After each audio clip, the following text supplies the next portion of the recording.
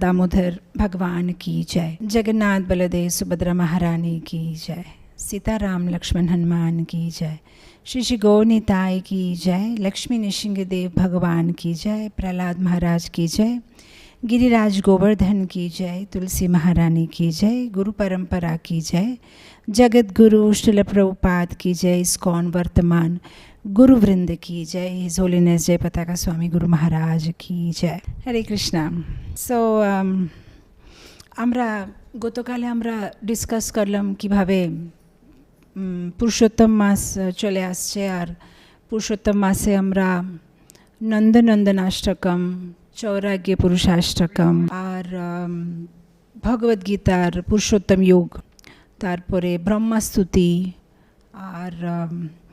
আর কৌন্ডিন্য মুনির মন্ত্র, এরকম আমাদের শ্রীমদ্ ভাগবতম থেকে, ভগবদ্গীতা থেকে বিভিন্ন অষ্টকম, জগন্নাথাষ্টকম, এগুলো সব আমাদেরকে এই পুরো মাস পুরুষোত্তম মাস আমাদেরকে এটা পারায়ণ করতে হবে, মানে এটা গান করতে হবে সকালে, দুপুরে, বিকেলে, আর সেটা আচার্যরা আমাদেরকে প্রেসক্রাইব করেছে। তো আজকে আমি ভাবলাম যে এক এক করে যদি আমি সময় পাই, আজকে একটা কালকে একটা, যে যে অষ্টকম আমাদের পারায়ণ করতে হবে, যেগুলো আমাদের গান করতে হবে পুরো পুরুষোত্তম মাসে, আমরা বিস্তারে তার অর্থগুলো বুঝতে চেষ্টা করব। তাহলে আমরা যখন ওটা গান করব তাহলে ওটা যান্ত্রিক হবে না, আমরা তার মিনিংগুলো বুঝে গান করলে একটা ভাব সাথে আমরা গান করতে পারবো। আমার যেটা মনে পড়ছে, মনে হচ্ছে জগন্নাথাষ্টকম আপনাদের ফোরামে একবার হয়ে গেছে। তো জগন্নাথাষ্টকম হয়ে গেছে, আজকে আমরা চৌরাগ্য পুরুষাষ্টকম করব। আর কালকে আমরা বিল্বমঙ্গল ঠাকুরেই অন্য যে কি বলে অন্য যে স্তুতিগুলো আছে সেগুলো নিয়ে করব। তো এই চৌরাগ্য পুরুষাষ্টকম আরম্ভ করার আগে আমি বিল্বমঙ্গল ঠাকুরের জীবনের ব্যাপারে কিছু বলতে চাই। মানে যার রচনাটা আমরা ডিসকাস করব তার ব্যাপারে যদি একটু জানলে তাহলে আমাদের আরও একটু রেসপেক্ট আসবে যে উনি মানে কত গ্রেট আচার্য ছিলেন। আর স্পেশালি গৌড়ীয় বৈষ্ণবদের জন্য বিল্বমঙ্গল ঠাকুর ইম্পর্টেন্ট, যেহেতু চৈতন্য মহাপ্রভু যখন পুরীতে ছিলেন তখন উনি গম্ভীরাতে চণ্ডীদাস আর বিদ্যাপতি আর বিল্বমঙ্গল ঠাকুর এদের রচিত স্তুতি আর এদের রচিত ভজনগুলো উনি শুনতেন।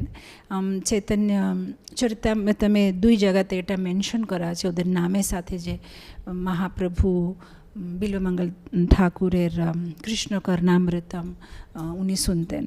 তো বিল্বমঙ্গল ঠাকুর অনেক কি বলে ফেমাস আচার্য, specially not only Gaudiya Vaishnava, অন্য বিভিন্ন সম্প্রদায়, যেরকম বিষ্ণু স্বামী সম্প্রদায় আছে, বল্লভাচার্য যে সম্প্রদায় আছে, সেখানে ওরা বিল্বমঙ্গল দাস ঠাকুরকে খুব মানে। আর মানে নামে আমরা বলি বিল্বমঙ্গল ঠাকুর, কিন্তু বল্লভাচার্য সম্প্রদায়ে যাকে সুরদাস বলে ডাকছে সেই বিল্বমঙ্গল ঠাকুর। তো বিল্বমঙ্গল ঠাকুরের জন্ম হয়েছিল দক্ষিণ ভারতে কেরালাতে, মানে ত্রিশূর একটা জায়গা আছে, সে ত্রিশূর জায়গাতে ওনার জন্ম হয়েছে একটা ব্রাহ্মণ পরিবারতে। তো উনি ব্রাহ্মণ পরিবারে জন্ম নিয়েছে, কিন্তু প্রথমে উনি মানে ভক্ত ছিলেন না, উনি কি বলে ভৌতিক বিষয়ে মগ্ন ছিলেন। আর ব্রাহ্মণ কুটুম্বে জন্ম নিয়েছে, কিন্তু ব্রাহ্মণে কোনো গুণ ছিল না। আর উনি বেশ্যাগমন, মানে বেশ্যার কাছে যাওয়া আর কোনো নিয়ম পালন করতেন না। তো ওনাকে প্রথমে একটা বেশ্যা যার নাম ছিল চিন্তামণি, তার উপরে খুব বেশি আসক্তি ছিল। আর একদিন এরকম হয়েছে যে ওনার বাবা মারা গেছে। যখন বাবা মারা গেছে তখন যে শ্রাদ্ধ সেরেমনি হয়, শ্রাদ্ধ সেরেমনির যে ব্রাহ্মণটা মানে শ্রাদ্ধ সেরেমনি করছে তাকেও তাড়াহুড়ি করছে যে জলদি করো আমাকে কোথাও যেতে হবে। আর শ্রাদ্ধ সেরেমনি শেষ হওয়ার পরে ইনি কী করেছেন, বিল্বমঙ্গল ঠাকুর যে বেশ্যার জন্য কিছু প্রসাদ প্যাকিং করে ও মানে নদী ক্রস করে যেতে হবে, ওর বাড়িটা অন্য পাশে ছিল। তো নদী ক্রস করে যাবে কি করে, বিকেল হয়ে গেছে, মানে রাত হয়ে গেছে, বৃষ্টি পড়ছে, লাইটনিং থান্ডার হচ্ছে, আর কোনো নৌকা দেখা যাচ্ছে না। কিন্তু কামে এত আতুর ছিলেন উনি যে নৌকা না পেলেও ভাবছে যে যদি কিছু, মানে বৃষ্টি পড়ছে, তো বৃষ্টি পড়ার সময় কী হয়, অনেক সময় ওই বড় বড় গাছগুলো হয়ে পড়ে যায়। তো উনি ভাবছে যে কোনো একটা গাছের যে কাঠ থাকে সে কাঠের উপরে মানে আমি ফ্লোট হয়ে চলে যাব। তো মানে বিকেল হয়ে গেছে, অন্ধকার, কিছু দেখা যাচ্ছে না। তো উনি দেখলেন যে কোনো একটা কাঠের মতন কিছু দেখা যাচ্ছে দূরে থেকে, যেটা জলের উপরে ভাসছে। তো তার উপরে ওটা উনি বসে কোনো রকম নদীর ওই পাশে চলে গেছে।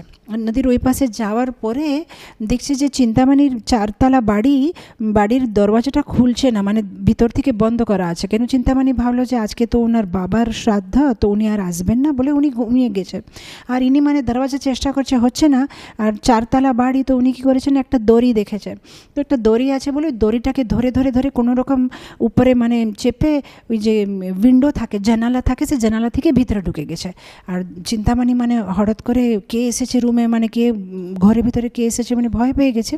তখন বিল্বমঙ্গল ঠাকুরকে দেখে বলছে যে এটা কি? বলছে না না, আমি তোমার জন্য মানে কিছু নিয়ে আসলাম, আমি অনেক কষ্ট করে তোমাকে দেখতে জন্য আসলাম। তখন চিন্তামণি রাগে বলছে যে আমার যে শরীরটা সেটা কি হাড় মাস রক্ত পস দিয়ে বানানো শরীরের উপরে আপনার এত বেশি আসক্তি আছে? যদি এর থেকে আধা আসক্তি যদি ভগবানের উপরে থাকতো তাহলে আপনি ভগবানের শুদ্ধ ভক্ত হয়ে যেতেন আর ভগবানকে পেয়ে যেতেন। তো যখন এই কথাটা চিন্তামণি বলে, তখন বিল্বমঙ্গল ঠাকুর হঠাৎ করে ভাবছে যে হ্যাঁ, এটা তো সত্যি, আমি কী করছি, আমার জীবনটা আমি নষ্ট করে দিচ্ছি।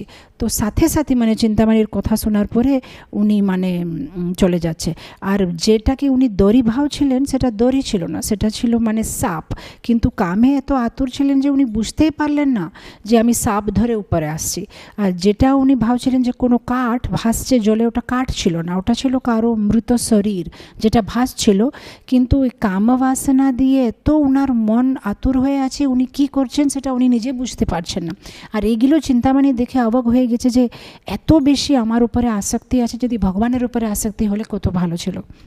তো এই কথা বলার পরেই বিল্বমঙ্গল ঠাকুরের মনের মধ্যে মানে একটা কি বলে চেঞ্জ চলে আসে। আর ও মানে ভাবছে যে না, আমি এখন ভগবানের ভক্তি করব, আমি বৃন্দাবন চলে যাব। তো আমরা দেখি যে অনেক সময় আমরা মনের মধ্যে আমাদের প্রশ্ন আসতে পারে যে একবার চিন্তামণি একটা লাইন বলেছে আর পুরো জীবন ওনাদের চেঞ্জ হয়ে গেছে। আমরা তো প্রতিদিন শুনছি ভাগবতম ক্লাস আর ভগবদ্গীতা ক্লাস আর ভক্তিশাস্ত্রী ক্লাস আর বাঞ্চন সৎসঙ্গ আমরা করছি, কিন্তু ভিতরে থেকে আমাদের কেন বৈরাগ্য আসছে না?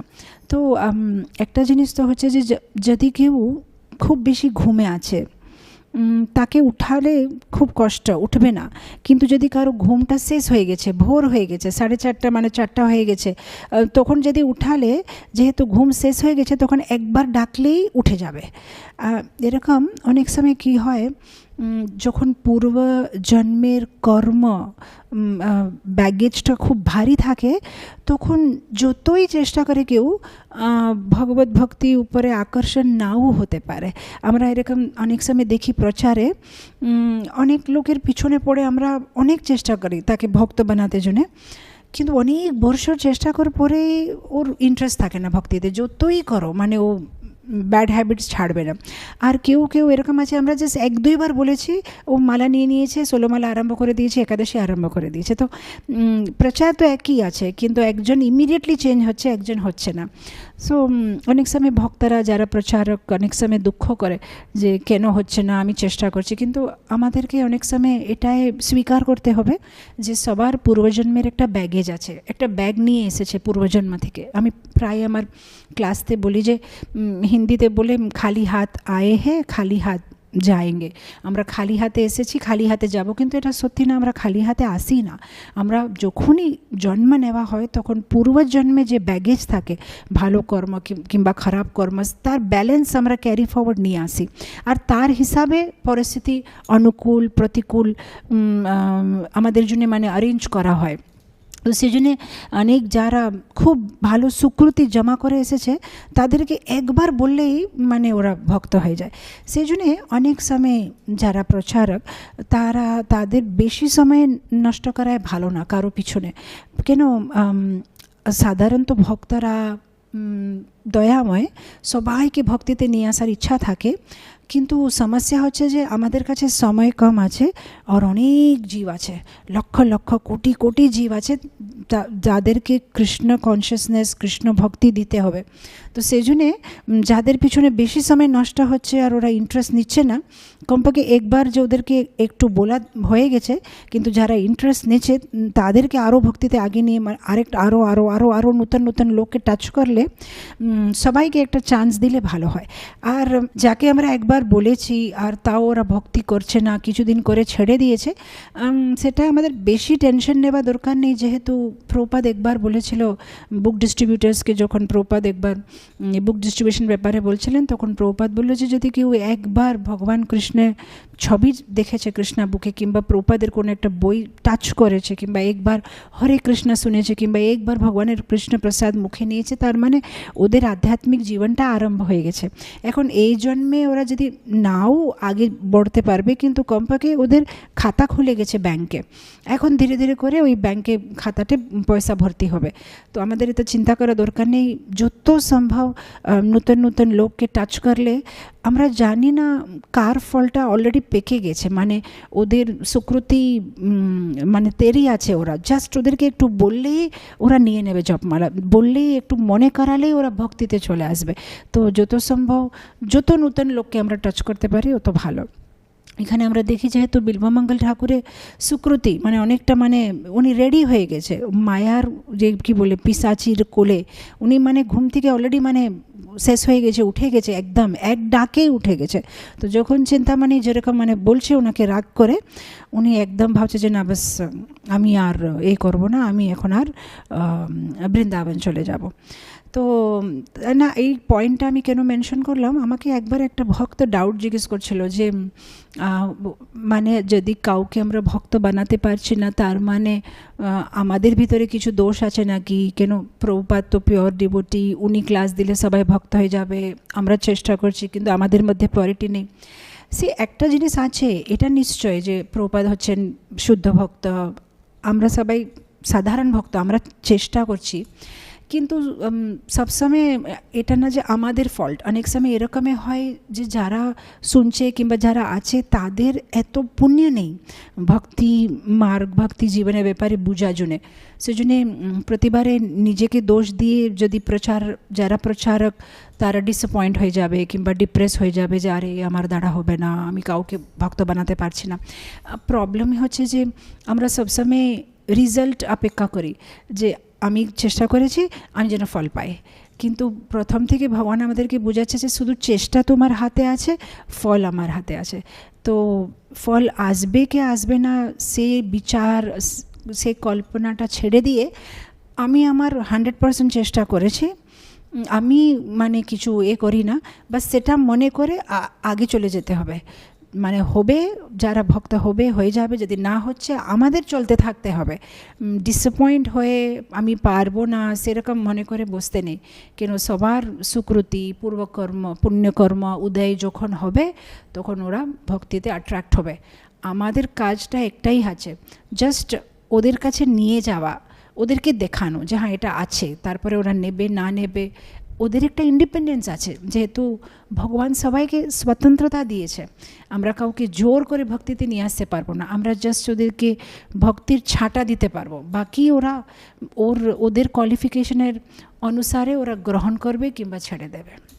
কেন আমাদের এরকম পজিশন আছে, যেরকম আমরা যখন প্রসাদ ডিস্ট্রিবিউশন করি, প্রসাদের রান্না অন্য লোক করে, প্রসাদের জন্য স্পন্সরশিপ অন্য লোক কেউ দিয়েছে, ওই হালুয়াটা রান্নাঘর থেকে আবার বাকিটা অন্য কেউ নিয়ে এসেছে, আমরা জাস্ট ওটা দোনাতে করে দিচ্ছি সবাইকে।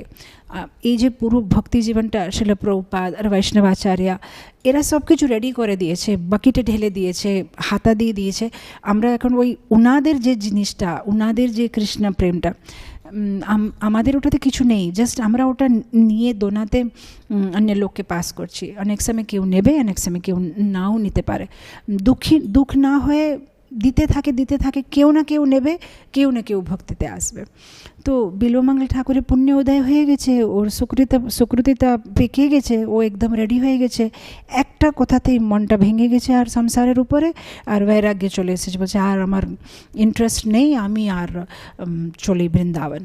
আর উনি বৃন্দাবন চলে যাচ্ছে। তো যখন বৃন্দাবন উনি যাচ্ছেন রাস্তাতে করে, আগেকার দিনে তো এত সুবিধাগুলো ছিল না, মানে হেঁটে হেঁটে যেতে হবে। তো হেঁটে হেঁটে যাওয়ার পরে কি হয়, মাঝে মধ্যে কারো বাড়িতে থাকতে হবে, তারপরে আবার যাবে, এরকম একদিনে তো চলে যাবে না বৃন্দাবন। তো যখন উনি বৃন্দাবনে যাচ্ছেন, রাস্তার পথে এক ব্রাহ্মণের বাড়ি এসেছে। তো সেই ব্রাহ্মণের বাড়িতে উনি রাত্রিবেলা ঘুমাচ্ছেন। সকালবেলা যখন উনি ভোরে উঠেছেন, দেখছে ব্রাহ্মণ পত্নীতে স্নান। তখনকার দিনে যে বাথরুমগুলো ছিল না, তো মেয়েরা মানে পুকুরে গিয়ে স্নান করবে, তো পুকুরে ওরা ভোরবেলা স্নান করবে, মানে আরও কোনো পুরুষের আসার আগে ওদের স্নান টান করে নিতে হবে। তো ভোরবেলা স্নান করে উনি যখন মানে ফিরে বাড়িতে আসছে, তো অনেক বেশি লম্বা করে চুল আছে আর খুব দেখতে সুন্দর চুল। তো উনি মানে একটা কাপড় নিয়ে কি চুলটা মানে শুকনো করছে, আর সেই বিল্বমঙ্গল ঠাকুর মানে ঘরে থেকে বেরিয়েছে। আর ওনার এই সুন্দর কেশগুলো দেখে, সুন্দর এই দেখে মনটা খারাপ হয়ে যাচ্ছে, যে এটা কত সুন্দরী দেখে, মানে মনটা আবার খারাপ হয়ে গেছে।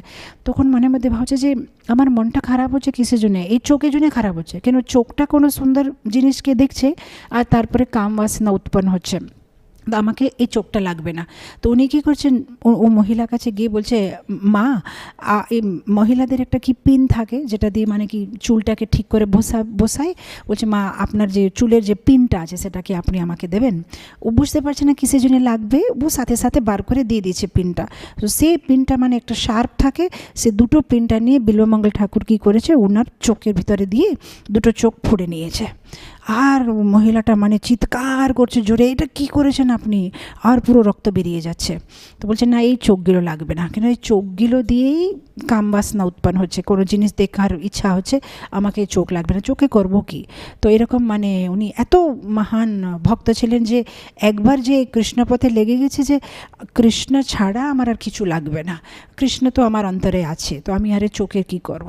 তো তারপরে উনি মানে এ করে বৃন্দাবন চলতে থাকছে, মানে যেতে থাকছে। আর শেষে যখন বৃন্দাবনে চলে এসেছে, বৃন্দাবনে যেখানে ব্রহ্মকুণ্ড আছে, সে তার পাশে একটা গাছের নিচে উনি গিয়ে বিশ্রাম করছিলেন। আর ভগবান যখন দেখেছে যে বিল্বমঙ্গল ঠাকুরের এত ভক্তি, মানে ভক্তি থেকে বেশি আমি বলবো দৃঢ় নিশ্চয়। ভক্তি তো পরে আসে, আগে আরম্ভ হয় নিশ্চয় থেকে, যে মাধুর্য কদম্বিনীতে যেভাবে বলা হচ্ছে যে আগে যে আমাদের ভজন ক্রিয়া আছে, যে সাধু সঙ্গ আছে, শ্রদ্ধা থেকে আরম্ভ হয়ে ধীরে ধীরে ধীরে। তো একটা যখন ভক্ত একটা সংকল্প নিয়ে নেয়, একটা দৃঢ় নিশ্চয় যখন করে নেয় যে হ্যাঁ আমি ভক্তি করব, আমাকে কৃষ্ণ ছাড়া আর কেউ লাগবে না, যখন একবার কেউ এই দৃঢ় নিশ্চয় করে, তারপরে ভগবান কন্ট্রোল নিয়ে নেবে। ও একটাই ডিফিকাল্ট হচ্ছে যে যেরকম হাতে যদি 2-4টা জিনিস আছে, তাহলে ভগবান হাতটা ধরতে পারবে না, কিন্তু হাতে জিনিসগুলো যদি নিচে ফেলে দিলাম আর হাতটা খালি করে দিলাম, তাহলে ভগবান ও টেনে নিয়ে চলে যাবে। সো ভক্তি জীবনে ডিট্যাচমেন্ট আর অ্যাটাচমেন্ট দুটোই লাগবে। ভৌতিক জিনিস ছেড়ে দেওয়া, আধ্যাত্মিক জিনিস স্বীকার করা। অনেক সময় আমরা কি করি, আধ্যাত্মিক জীবন স্বীকার করি, কিন্তু ভৌতিক আশা কিংবা ভৌতিক কাম বাসনা ছাড়তে পারি না, সেজন্য জীবনটা পুরো মেস হয়ে যায়। না এখানে সুখ পায়, না এখানে সুখ পায়, পুরো মেস হয়ে যায়। কিন্তু যদি এটা ছেড়ে দিতে পারি, তাহলে খুব ক্ল্যারিটি চলে আসে। তো ভগবান এখন বলছে যে আরে এর এত দৃঢ় নিশ্চয় আছে, এ এখন আমার ভক্তি করতে চায়, মানে ও আমাকে এখন কিনে নিয়েছে। তো ভগবান মানে কি করছে, যখন ও গাছের নিচে বিল্বমঙ্গল ঠাকুর বসে আছে, তো ভগবান ওর কে আছে মাটির একটা কুঁজাতে দুধ নিয়ে আসছে। আর বিল্বমঙ্গল ঠাকুর তো এখন মানে অন্ধ, দেখতে পারছেন না। তো বলছে, কে তুমি, কে কি নিয়ে এসেছো? তো বলছে, বাবা আমি রাখাল জাতির একটা ছেলে, আমার বাবার অনেকগুলো গায়ে আছে, আমি প্রায় এখানে গাইদেরকে ঘাস চড়াতে জন্য নিয়ে আসি। আমি কাল থেকে দেখছি আপনি এখানে গাছের নিচে বসে আছেন, আপনার জন্য খাওয়ার জন্য কিছু নেই, সেজন্য আপনার জন্য দুধ নিয়ে এসেছি। তো তখন বিল্বমঙ্গল ঠাকুরও দুধ নিয়ে খাচ্ছে। আর ভগবানের হাতে যখন দুধ পেয়েছে, মানে ওই মাধবেন্দ্র পুরীর কথার মতন, মানে এত নেকটার আর এত শক্তি প্রদান করেছে, ওনার যে পুরো ব্যথা ছিল, এই যে চোখের ব্যথা, সব ঠিক হয়ে যাচ্ছে। আর খুব আনন্দ লাগছে ওনার, মানে এত আনন্দ আর এত এনার্জি পেয়েছেন আর খুব খুশি। আর তারপরে উনি মানে ওই দুধ খাওয়ার পরে থেকে ভগবানের বিভিন্ন ভজনগুলো মানে গান করতে আরম্ভ করছে, বিভিন্ন শ্লোকগুলো ভগবানের বিভিন্ন লীলা বিস্তার করতে আরম্ভ করছে। তো এটা একটা প্রতিদিনের কি বলেন একটা রিচুয়াল হয়ে গেছে।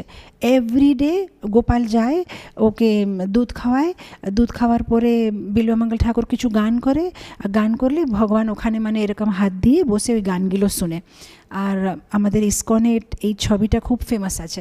আপনি যদি ইন্টারনেটে বিল্বমঙ্গল ঠাকুর বলে টাইপ করলে আপনাকে ছবি চলে আসবে, যেখানে বিল্বমঙ্গল ঠাকুর মানে এরকম মানে অন্ধা একটা কি তানপুরার মতন কিছু নিয়ে বসে আছে, আর ঠাকুর পাশে এরকম করে বসে আছে, ওর গানগুলো শুনছে। তো বিল্বমঙ্গল ঠাকুর অন্ধ ছিলেন, উনি তো লিখতে পারবে না, তো ভগবানকে বলছে, ও তো জানে না ভগবান, তো বলছে যে এই গোপাল তুমি যে প্রতিদিন আমার জন্য দুধ নিয়ে আসো, তুমি একটা কাজ করো, তুমি বসো, আমি যেগুলো মানে গান করছি তুমি লিখো, আমি তো লিখতে পারবো না, তো তুমি লিখো। তো ভগবান নিজে মানে ওইগুলো লিখছে, ওই যে গানগুলো।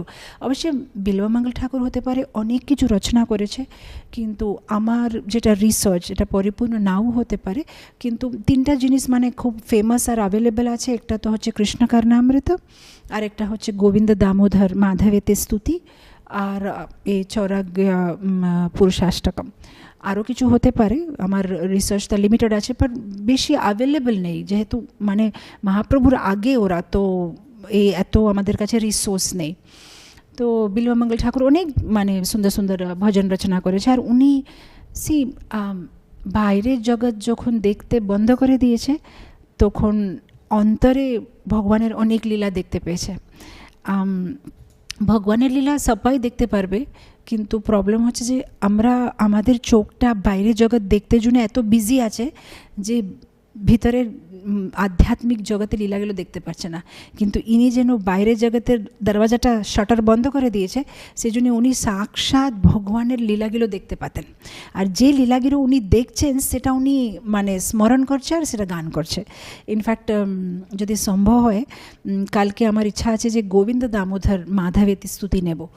আর এক একটা শ্লোক যখন আপনারা পড়বেন মানে এত আনন্দ আর এত চোখে জল চলে আসবে, যেভাবে উনি মানে এক একটা ভগবানের লীলাগুলো এইভাবে বিস্তার করবে যে আমাদের মনে হবে যে আমাদের চোখের সামনে সে লীলাটা হচ্ছে। আজকে এই গোপীটা এরকম এসেছে, আর গোপী দেখতে কীরকম তারে বিস্তার দিয়েছে। ওর চোখটা কমল পুষ্প মতন আছে, ওর হাতে একটা টিয়া পাখি আছে, টিয়া পাখির যে বিকটা সেটা লাল রঙের আছে, আর ও এরকম করে চলছে, তারপরে এরকম করে বলেছে, মানে এইরকম যেরকম মনে হচ্ছে একটা পিকচারের মতন ছবি উনি দেখে দেখে বলছে। এত সুন্দরভাবে উনি যে পুরো স্তুতির রচনা করেছে। তো তারপরে বিল্বমঙ্গল ঠাকুরের খুব আনন্দ লাগছে। তারপরে একদিন কি হয়েছে, ভগবান তো দিনে একবার এসে দুধ দিয়ে চলে যাচ্ছে। একদিন উনি গান করতে করতে করতে মানে চলে যাচ্ছিল, আর বৃন্দাবন তো মানে একটা জঙ্গলের মতন, আর তখনকার দিনে তো আরও জঙ্গল ছিল, এখন তো অনেকটা মানে বিল্ডিং টিল্ডিং আছে।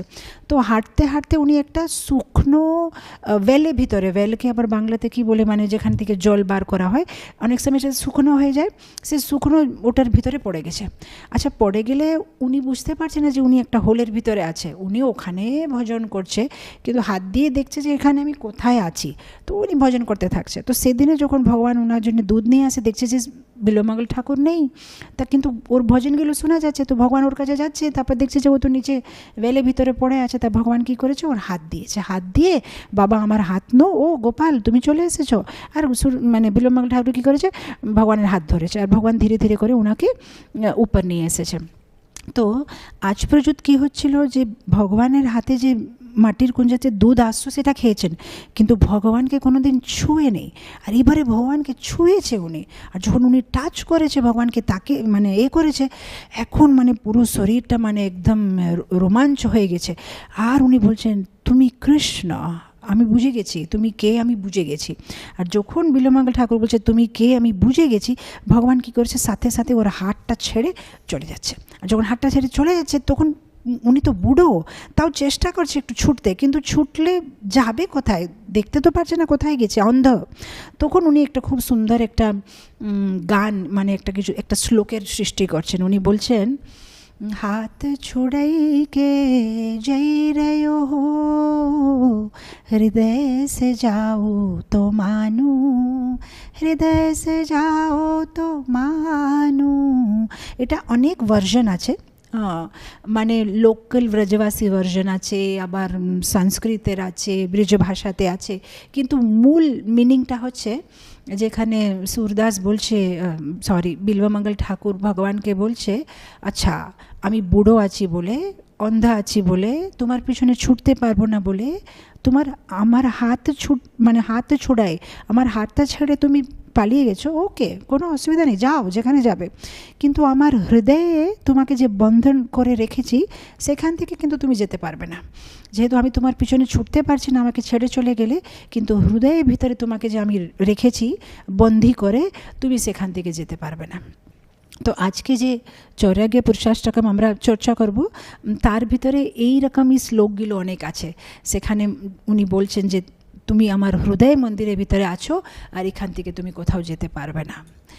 আর বিল্বমঙ্গল ঠাকুরের পূর্বজন্ম খুব ইন্টারেস্টিং আছে, সেটা আমি হিজ হোলিনেস মহানিধি স্বামীর কাছে থেকে শুনেছিলাম যে বিল্বমঙ্গল ঠাকুর ওনার পূর্বজন্মতে একটা সন্ন্যাসী ছিলেন, খুব ভালো সন্ন্যাসী, খুব ভালো ভক্ত, আর ওনার এত আসক্তি ছিল ভক্তদেরকে প্রসাদ খাওয়ানো, মানে ওনার একটাই কাজ ভাগবত সপ্তাহ করবে আর যারা আসবে তাদেরকে প্রসাদ খাওয়াবে, দুটো জিনিসই।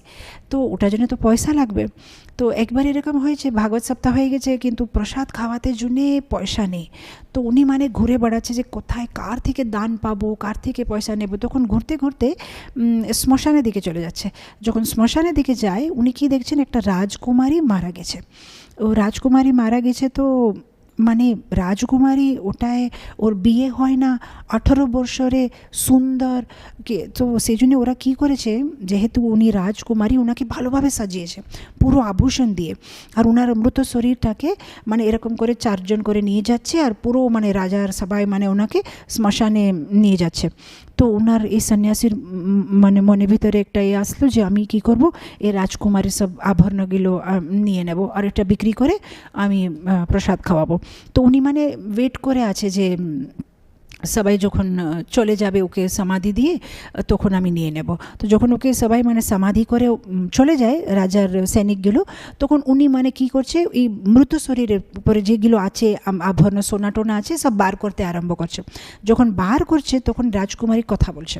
এখন রাজকুমারী মরে গেছে, কিন্তু অনেক সময় কি হয়, মরে যাওয়ার পরেও কিছুদিন আত্মাটা শরীরের কাছে কাছে ঘুরতে থাকে, যেহেতু শরীরের উপরে খুব আসক্তি থাকে, সে শরীরটাকে তাড়াতাড়ি ছেড়ে যেতে পারে না। সেই জন্য তো আমাদের বৈদিক কালচারে ভাগবত সপ্তাহ করা যায়, যে মানে এই যে 7 দিন সপ্তাহ করে ভগবানের নাম শুনিয়ে ভগবানের কথা শোনালে সে জীবটা মুক্তি পাবে, কিংবা যে জীবটা সে শরীরের উপরে আসক্তিটা ছাড়বে। তো রাজকুমারী বলছে যে দেখো তুমি আমার এই আভরণগুলো টাচ করবে না, আমার ওটার উপরে খুব আসক্তি আছে, তোমার কি লাগবে, তুমি ভক্তদের খাওয়াতে চাও, তোমার পয়সা লাগবে, আমি সেই অ্যারেঞ্জমেন্টটা করব, তুমি একটা কাজ করো, আমার বাবার কাছে যাও আর বলো যে এই কথাটা আমি বলেছি, আমি যে রাত্রেবেলা যেখানে ঘুমাই আমার বিছানার নিচে আমি কিছু লুকিয়ে রেখেছি, একটা ডাব্বার ভিতরে অনেক কিছু মানে ধন টন লুকিয়ে রেখেছি, আমার আভরণগুলো সব রেখেছি, তুমি সেগুলো নিতে পারো, তুমি আমার বাবার কাছে পারমিশন নিয়ে নাও, কিন্তু আমি যেটা এখন পরে আছি এগুলো আমার ফেভারেট, এগুলো তুমি ছুবে না। তো এই খুব খুশি হয়ে গেছে, সাথে সাথে রাজা কাছে গিয়েছে যে আপনার মেয়েটা আমাকে এরকম সন্দেশ দিয়েছে। ওরা আগে তো বিশ্বাস করলো না, তারপরে যখন রাজকুমারীর রুমের ভিতরে গিয়েছে ঘরের ভিতরে, তখন দেখছে হ্যাঁ এই যেটা বলছে সেটা সত্যি, রাজকুমারী বিছানা নিচে কেউ জানতো না, শুধু রাজকুমারী জানে। তখন রাজা বলছে ঠিক আছে, ভালো কাজের আমার ধন লাগবে, আপনি নিয়ে চলে যান। এই ধনটা নিয়ে চলে গেছে, কিন্তু এর একটু কী বলে আরও একটু কী বলে গ্রিড, মানে আরও একটু এসেছে যে না না এতটুকু আমার যথেষ্ট হবে না, এটা তো কিছু দিনে শেষ হয়ে যাবে, আমার আরও লাগবে। তো ও কী করেছে, এই যেটা ছিল সেটা খরচা করে ফেলেছে, আর আবার গিয়েছে রাজকুমারীর যে মানে কি বলে হীরার হার ছিল, হীরার হার সেটাও তুলে নিয়েছে। যখন এইবারে আবার তুলেছে তখন ওই রাজকুমারী বলছে যে আমি তোমাকে শ্রাপ দিচ্ছি, তোমাকে বলার পরে যে তুমি বারবার আমার কাছে আসছো আমার জিনিসটা নিতে, পরের জন্মে তুমি এরকম একটা জন্ম পাবে যেখানে তুমি স্ত্রীদের সাথে আসক্ত হয়ে থাকবে। তোমার যে আমার উপরে আসক্তি, এটাই মানে ও এরকম করে বলছে যে বারবার আসছো, তোমাকে বলার পরে আবার আমার শরীর থেকে তুমি এগুলো নিচ্ছ, তুমি এবার এরকম একটা জন্ম পাবে যেখানে তুমি স্ত্রীর সাথে আসক্ত হয়ে থাকবে। তো এরকম করে যখন শ্রাপ দিয়ে দিচ্ছে, উনি ছিলেন ভালো ভক্ত আর ভালো করতে জন্যই গেছে, কিন্তু অনেক সময় আমাদের একটা কেয়ারফুল থাকতে হবে, বেশি মানে কোন লাইনটা ক্রস করতে হবে কোন লাইনটা ক্রস করতে নেই।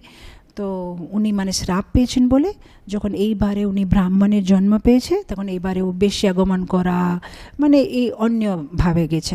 তো মহারাজ বলছিলেন যে এই রাজকুমারী যে ইনাকে শ্রাপ দিয়েছে ওই চিন্তামণি হয়ে এসেছে। কেন দোষ দুইজনের আছে, একটা তো ওনারে দোষ আছে যে একবার যে উনি পেয়ে গেছেন, ওনাদের যখন একবার ওনাকে মনা করা হয়েছে উনি অন্য কিছু করতে পারতেন, ধন লাভ করতে জন্য অন্য কোথাও যেতে পারতেন, ওনারে দোষ আছে। আর রাজকুমারীর দোষ আছে, যখন ভালো কাজের জন্য নিয়ে যাচ্ছে, ও তো নিজে খাওয়ার জন্য নিয়ে যায় না, আর ও তো মরেই গেছে, তাহলে ওকে তো আসক্ত হওয়া কি দরকার ছিল? তো সেজন্য দুইজনই পানিশমেন্ট পায়। এ হচ্ছে একটা ব্রাহ্মণের জন্ম নিচ্ছে আর এ একটা বেশ্যার জন্ম নিচ্ছে, চিন্তামণি। কিন্তু যেহেতু ওই ওকে শ্রাপ দিয়েছে, আবার চিন্তামণির কথা দিয়েই ও আবার ভগবত ভক্তিতে চলে যাচ্ছে। তো মাঝে মধ্যে আমরা যখন দেখি শুদ্ধ ভক্তদের জীবন, অনেক সময় মানে ওরা কিছু কিছু লীলা দেখায়, মানে ওরা সবাই ভগবানের নিত্য পার্ষদ, কিন্তু আমাদেরকে শিখ দিতে জন্য এরকম একটা কিছু লীলা করে। তো সেইভাবে ওই চিন্তামণির কথা শুনে উনি মানে হয়ে গেছে। আর পূর্বজন্মের মানে সেই জন্য চিন্তামণির উপরে ভক্তি জীবনে আসার পরেও ওনাদের খুব কৃতজ্ঞ ভাব ছিল। সেজন্য ওনার যে বইয়ের ভিতরে উনি প্রথম চিন্তামণিকে, তারপরে ওনার গুরু বৃন্দাবনে উনি সোমগিরি নামে একজন আচার্য ছিল, তার কাছে উনি দীক্ষা নিয়েছে। আর ওনার দীক্ষা নাম ছিল লীলাসুখ। লীলাসুখ মানে সুখদেব গোস্বামী, লীলা মানে ভগবানের লীলা যে বলছে, মানে যে সুখের মতন সুখদেব গোস্বামীর মতন লীলা বলছে বলে ওনার নাম দেওয়া হয়েছিল লীলাসুখ। তো এই সোমগিরি কাছে উনি মানে নিয়েছেন, দীক্ষা নিয়েছেন। তো সেজন্য প্রথম মানে কি বলে পথ প্রদর্শক গুরু, মানে চিন্তামণি ওনাকে পথ দেখিয়েছে, তো ওনাকে প্রণাম করি, শিক্ষা গুরুকে প্রণাম করি, সোমগিরিকে, ভগবানকে প্রণাম করি, এরকম করে একটা শ্লোক আছে। তো এভাবে উনি মানে সবাইকে কৃতজ্ঞতা, এটাই খুব ভালো লেসন আমাদের জীবনে। যারা যারা আমাদেরকে কৃষ্ণ ভক্তিতে নিয়ে এসেছে, আমাদের দরকার আছে সবসময় ওনাদেরকে মনে করে। সে অনেক সময় এরকম হয়, আমাকে ভক্তরা জিজ্ঞেস করে যে আমাদেরকে কৃষ্ণ ভক্তিতে নিয়ে এসেছে, অনেক সময় এরকম হয়। আমরা ইস্কনে তো আমরা অনেকবার এরকম ঘটনাগুলো দেখি যে যে নিয়ে এসেছে সেই অনেক সময় হতে পারে পথভ্রষ্ট হয়ে গেছে, কিংবা উনি মানে আর ইস্কনে নেই, কিংবা উনি ভক্তিতে নেই, কিংবা অনেক সময় এরকম হয় যে আমরা অন্য কোথাও চলে গেছি, এখন অন্য কাউকে শিক্ষাগুরু ভাবে আমরা ইনস্ট্রাকশন নিচ্ছি, কোনো অসুবিধা নেই। কিন্তু যারা আমাদেরকে নিয়ে এসেছে তাদেরকে মনে আমাদের একটা কি বলে মনে প্রণাম করা, মনে কৃতজ্ঞ ভাব অর্পণ করা দরকার আছে, এটা একটা এটিকেট। কিন্তু হতে পারে যদি ওরা এখন ইস্কনে নেই, কিংবা যদি ওরা একটা আশ্রম চেঞ্জ করে নিয়েছে, কিংবা ওরা এখন ভক্তিতে নেই, তাহলে আমরা হতে পারে ফিজিক্যালি ওদেরকে প্রণাম করতে পারবো না, যেহেতু ওরা পথভ্রষ্ট হয়ে গেছে, কিন্তু মনের মধ্যে সবাইকে থ্যাঙ্কস বলতে পারবো।